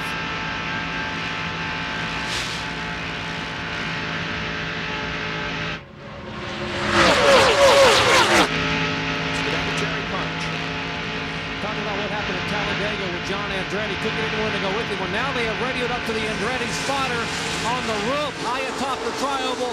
And John Andretti's spotter is going over to talk to Bill Elliott's spotter to see if possibly Bill would go. Those two Fords would go together and try to go to the front. As Tony Furr now talking to his driver, said we're trying to talk to Elliott to get him to go with you. We'll find out when we come back if indeed Elliott and Andretti will hook up. Back in a moment.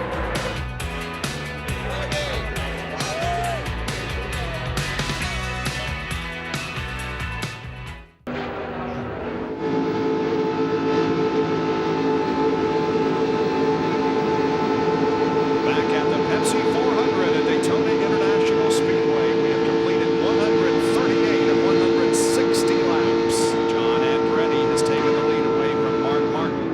We're riding with Robbie Gordon, who's back in 26th spot. Right behind Morgan Shepherd, who almost made contact off the board. Here's Bill Elliott. He is 2 laps down. Had a plug wire come off earlier in the race as he was right behind the leader of the race, John Andretti. Here's Rick Mast, who is currently running in 27th position. The Remington Stren onboard camera. And Michael Waltrip is currently running in 2nd spot. Only the lap car of Bill Elliott between him and the leader. Rusty Wallace Back in 17th spot. He's been a contender all day. Has run up in the top 10 most of the day, but is in 17th at the moment. And there is traffic in front of Mark Martin for the first time in a long time because he lost the lead just a while ago to John Andretti. They come off turn 4 on Andretti, and Bill Elliott goes down right with him, gets on the bumper, and takes the lead. Meanwhile, Earnhardt goes by the 23 car. And Dale Jarrett tried to get by Earnhardt. And Nancy Andretti, John's wife, is near tears. She is hoping so much that her husband can pull off the victory here today. These last 20 laps are going to be, or 30 laps are going to be on edge for her. Let's go down to Jerry Punch. As you watch Nancy Andretti a moment ago, John Andretti's spotter went over to Elliott's spotter, as we said, going to commercial and convinced him to go along. And Tony first said, when you made the pass, John, now, if the engine runs the final 20 laps, can't nobody handle you. You're going to victory lane. But remember the deal. If the caution comes out, you got to let the 94 back by you to get his lap back. That was the deal for him helping you to go by the 6. Look at Dale Earnhardt like a shot out of a cannon. He comes along with Dale Jarrett. Mark Martin also on the bike. They all pass by Michael Waltrip. outside. They don't want to let him back in. Here comes Sterling Marlin. Stayed a lap down all day long. He's now back up to the 10th spot. An incredible run for Sterling Marlin. The second Caucus flag was a lap down, but now he is among the contenders. There's Jeff Burton working up on the high side. He's back at 12th. The 90 car of Dick Trickle is also having a good run. Dick is 7th.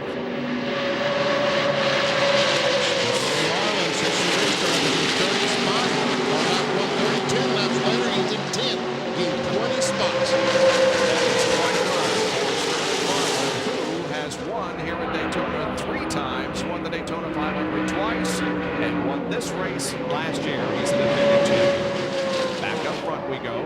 And we see that Jared's got some heat on Martin. Martin trying to gang up on Dale Jarrett. Get by. Jarrett goes up the racetrack, and he's trying to go by Erno on the outside. Not going to be able to do it. To go. How about that Dick Trickle, BP? In 6th spot, Holly Myers, Fort Thunderberg. Right behind him is Sterling Marlin. And Kyle Petty, look, he's in the mix. Yep. And here comes Sterling. John Kernan. I just talked to Rick Pipkins, who built the motors for Sterling Marlin's car. I know they've always got a strong plate motor. I asked Ron, is it a strong enough motor to pull Sterling toward the front? Ron was letting him smile, actually took the toothpick out of his mouth and said, well, Sterling's hitting his best shot. We'll just have to wait and see. Boy, this is incredible racing here with less than 20 laps to go. There are only 3 cars out of the race, and there are 34 cars that are still on the lead lap, being led by John Andretti.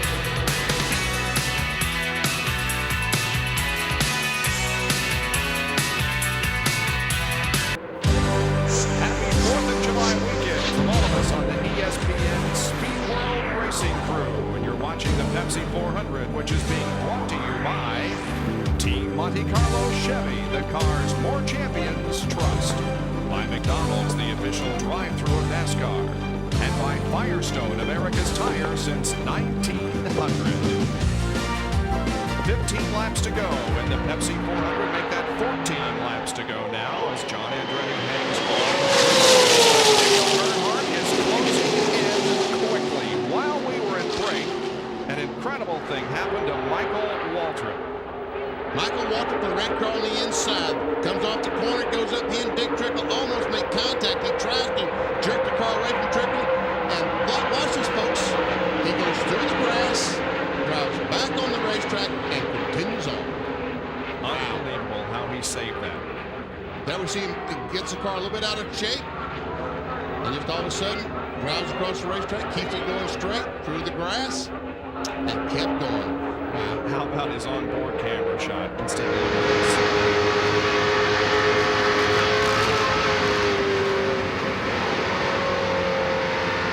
He was busy for about a half a second, wasn't he? He had a handful, but kept his cool and kept right on going.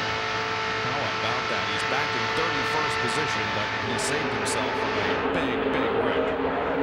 Well, we have Andretti, Earnhardt, and Jarrett running 1st, 2nd, and 3rd, and Mark Martin running back in 4th. Dick Trickle in 5th position. How about that? This is going to be interesting, these last 12, 13 laps, maybe. And Sterling Marlin back in 6th spot. John Andretti never did this.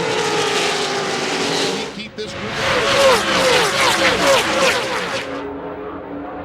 And in the past years with restrictor plate racing, generally speaking, you want to be out front when there are a couple of laps to go. And like previous years, when we were slingshotting around, right now Andretti is out front and has shown strength all day long.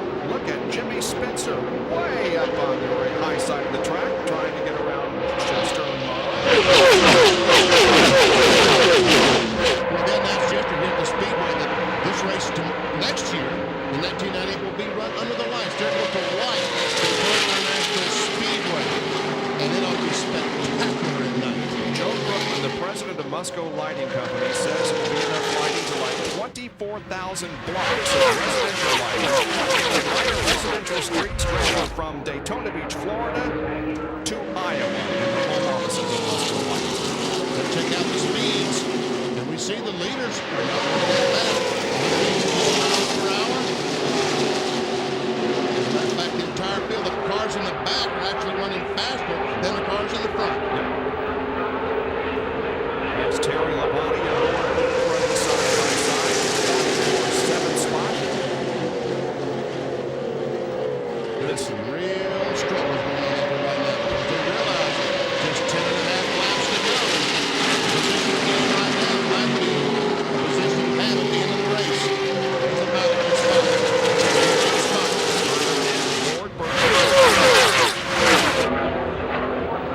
Mario Andretti has won here at Daytona in 1967.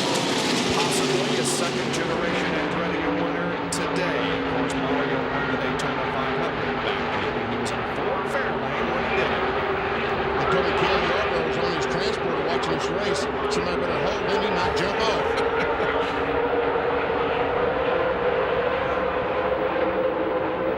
Sterling Marlin, here's a battle for 5th spot. He's got Terry Labonte with him. Wrapped on by Dick Trickle, and looks like they're going to get the job done. Trickle hung out by himself on the top side. He comes back strong because he's following Mark Martin. 9 laps to go in the Pepsi 400. A car link separates Andretti and Earnhardt.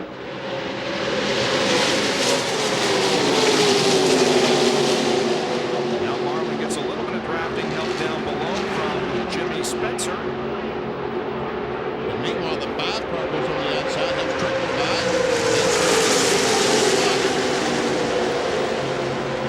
How about Dale Earnhardt trying to break that 42-race drought? And how about Dale Jarrett, who has won here 3 times?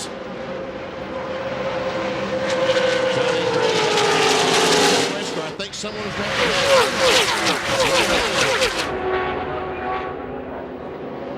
and look at Dick Trickle moves up into the 4th spot. Mark Martin coming back. The guy who would take the points thing that the race ended a little bit ago, losing some spots right now. As a matter of fact, if points were awarded right now, Jeff Gordon would have the points lead by just 2 over Mark Martin. So these last few laps are very important for Mark Martin. Jeff Gordon continues to run in 34th position. Dale Jarrett has won twice here at Daytona, not 3 times. There's looking back from Mark Martin to Ward Burton.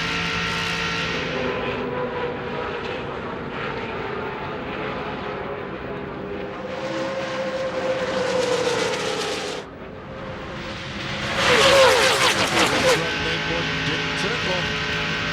Several drivers have had tremendous runs here today, including Trickle, Michael Walter, and Ward Burton.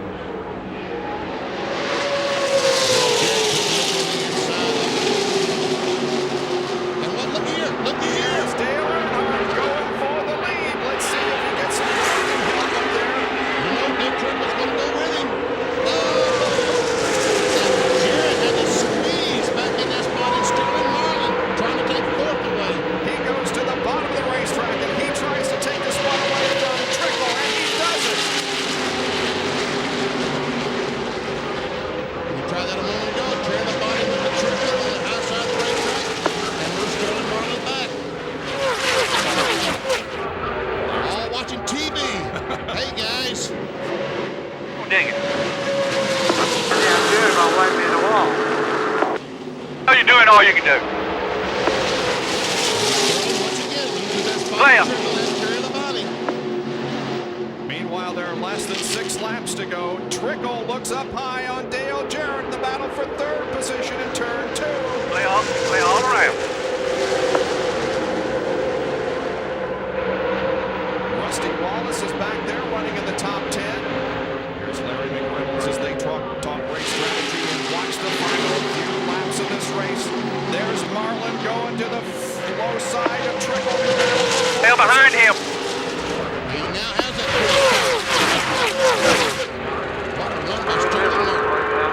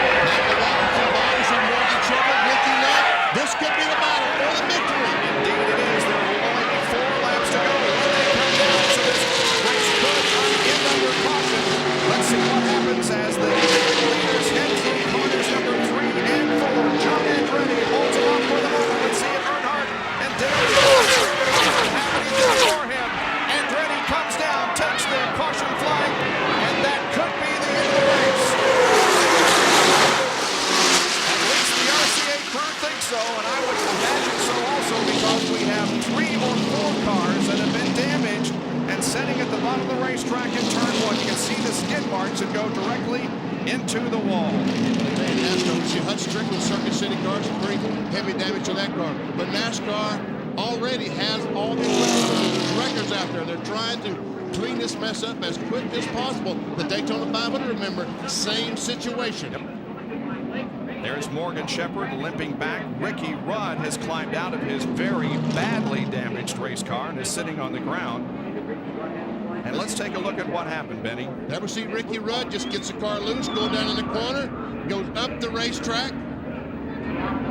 And the 21 car is going to make contact in the left front. The 77 car is coming along. He and Hut Strickland make contact. That's where Hut got the damage to the Circuit City car.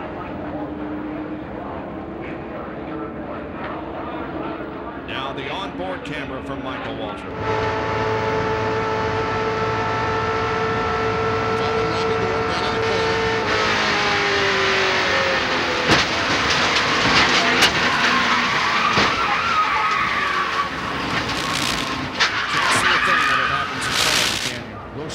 Okay, because he's still steering. It's torn all to pieces, but he's still steering. Hut Strickland is out of the car. He's a little shaken and is walking to the ambulance. Michael Waltrip is out of his car, and we saw Ricky Rudd sitting on the grass. Here's another replay from a different angle. And we see Ricky Rudd and Michael Waltrip, and we see Hut Strickland and Morgan Shepherd going up and banging off the wall. First time we've seen that kind of contact. Yeah, they both had pretty significant contact with the wall. Once again, you'll see. This is right behind the leader. Never seen Ernie. And all of a sudden, the 10 car decided he was going on the outside of Ernie Irvin to get by and just simply lost control. So we have now less than 3 laps to go. The question is, will they get the track clear, and will we have a green flag finish of the Pepsi 400?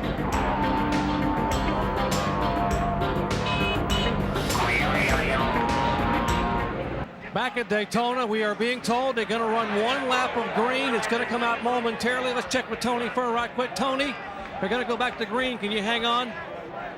I know we can hang on. There ain't no doubt in my mind. That Ford is fast today.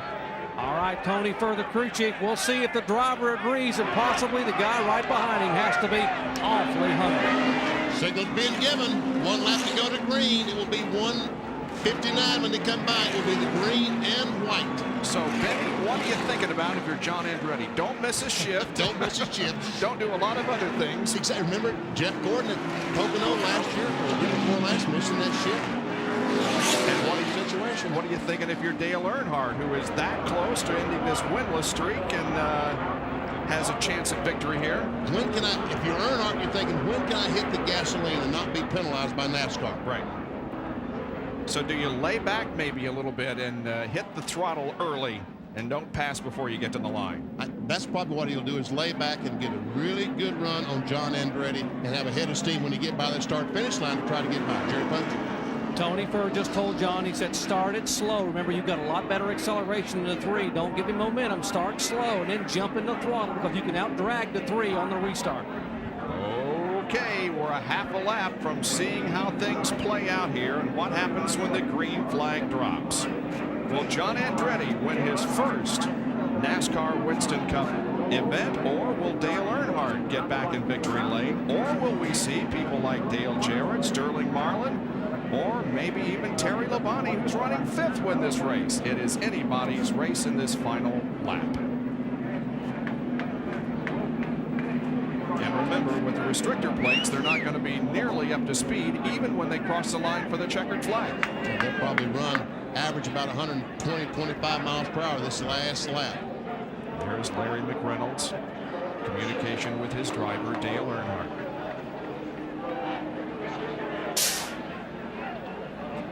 What a great way to start or end the first half of the season. And watch Earnhardt. He's several car lengths behind John Andretti. He's laying back. He's laying back. Sure. Now Andretti's going to stop and wait for Earnhardt to catch him. Good move by John Andretti. All kinds of things being played out here as Andretti is bringing him down very, very slowly. It's up to him to set the pace. He can begin to accelerate whenever he wants to. And now he picks up the throttle as the white and green flags come out. And Dale Jarrett is right on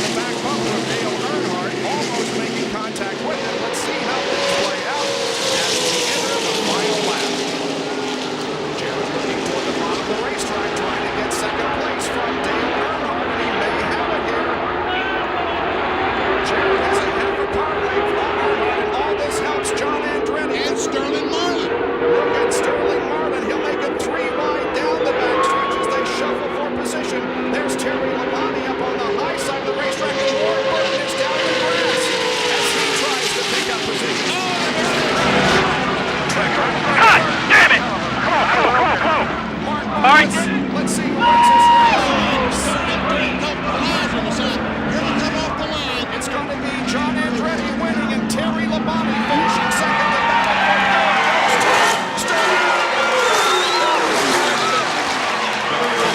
At the end of the racetrack for the cars that have been damaged and whether we may have injury in that massive accident that took place on the final lap in turns 3 and 4. John Andretti won his first IndyCar race at the Gold Coast Grand Prix in Australia in 1991.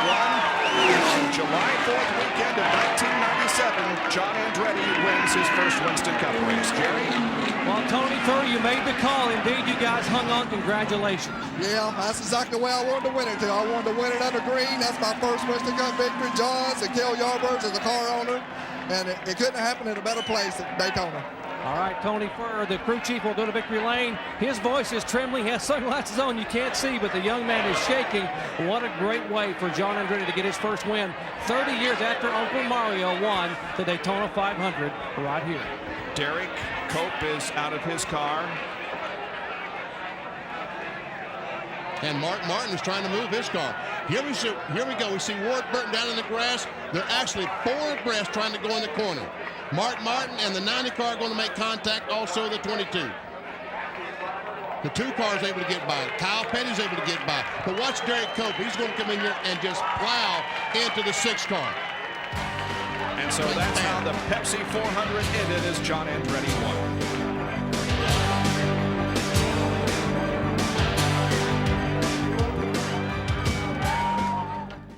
John Andretti celebrates his first victory in NASCAR Winston Cup competition. It's pretty special because many crew members from many teams went out and congratulated him. Well, Ward Burton is the driver that we are most concerned about. There you can see Mark Martin and Jeff Burton as they are looking down at Ward, who obviously was injured during that last lap crash. And let's take a look at it once again. There we see, there they are, the 22 car, the 90 car. And this is going down the backstretch. Here we see the 22 and the 88. Now Mark Martin's going to dive in there, and they're going in the corner about 3 abreast. But all of a sudden Dick Trickle comes down, makes contact with Mark Martin. He has to go down. He hits the 22 in the right rear and just drives that Pontiac head on into the outside retaining wall. And Mark Martin's going to come down and get plowed into by, I guess, Derek Cope right there. Yeah. No, he hit the 22 car, and it's the 43 that did the damage to the 6 car. Yeah, he hit him in the driver's side, and that's, I'm sure, what has resulted in the injury to Ward Burton. Well, in any case, John Andretti has come home a winner here, and our McDonald's Winner Circle interview comes from Jerry Punch.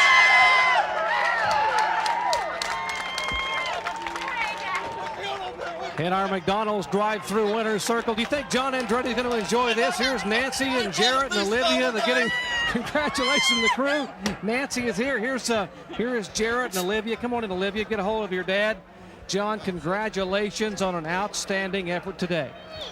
Oh, thanks. I mean, you know, I've been saying that this team is the best, especially when restrictor play racing comes, and we've been saying it, and now today we proved it. And I'm just, anybody could have driven the car. I feel great about what these guys have done. I mean, I'd like to thank RCA, you know, Goodyear, Ford, and all the people that have been involved. I mean, Cale Yarbrough, you know, put a lot of faith in me, and you know, there's been a lot of talk and things going on, but today we came through and got the first win for Cale Yarbrough Motorsports, and it feels great. How about those last few laps, the restart? Did you think the race would get restarted, number one? And if it did, you knew that you could hang on? Well, I figured this car accelerates really hard on the restarts, and I just figured that if we had to restart that we'd be in pretty good shape. And then Dale Jarrett started racing Dale Earnhardt, and I said, man, this is ours. And I looked at fourth turn, and here comes Terry Labonte. So, you know, I'm real happy the race got over with because I think he'd have got me the next lap. All right, John Andretti, the 8th different winner in 1997, the second first-time winner of the year. He joins Jeff Burton getting his first Winston Cup victory. The Andretti celebrating here in Victory Lane. John's first career win in his 110th start, and Cale's first win as a car owner in his 293rd race. Let's take a look at the incident that we had in the third turn from Mark Martin's onboard camera. There we see Dick Trickle come down, makes contact, and Hammer keeps on riding, but it's going to be a heavy blow.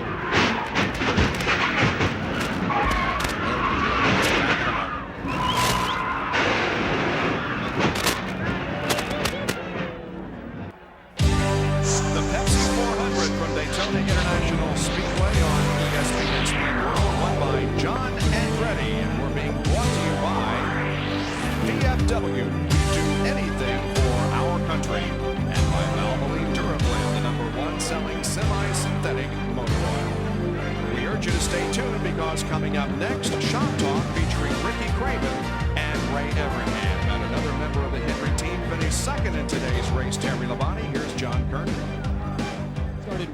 You started way far in the back. You wind up second. How'd you do it? Way far in the back, yeah.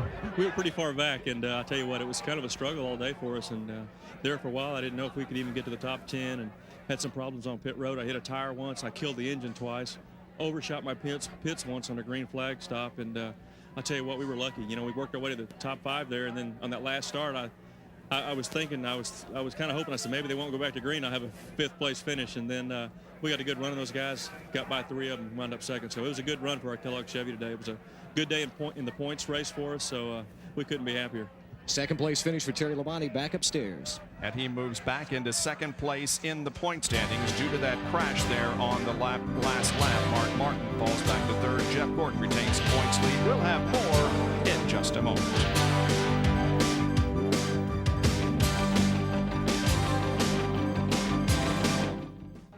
And we welcome you back to the Daytona International Speedway, where John Andretti has picked up his first career NASCAR Winston Cup win. A vicious wreck on the final lap, and we'll take a look at that. And I'm standing with Dick Trickle outside the Infield Care Center. First of all, Dick, your view of what happened.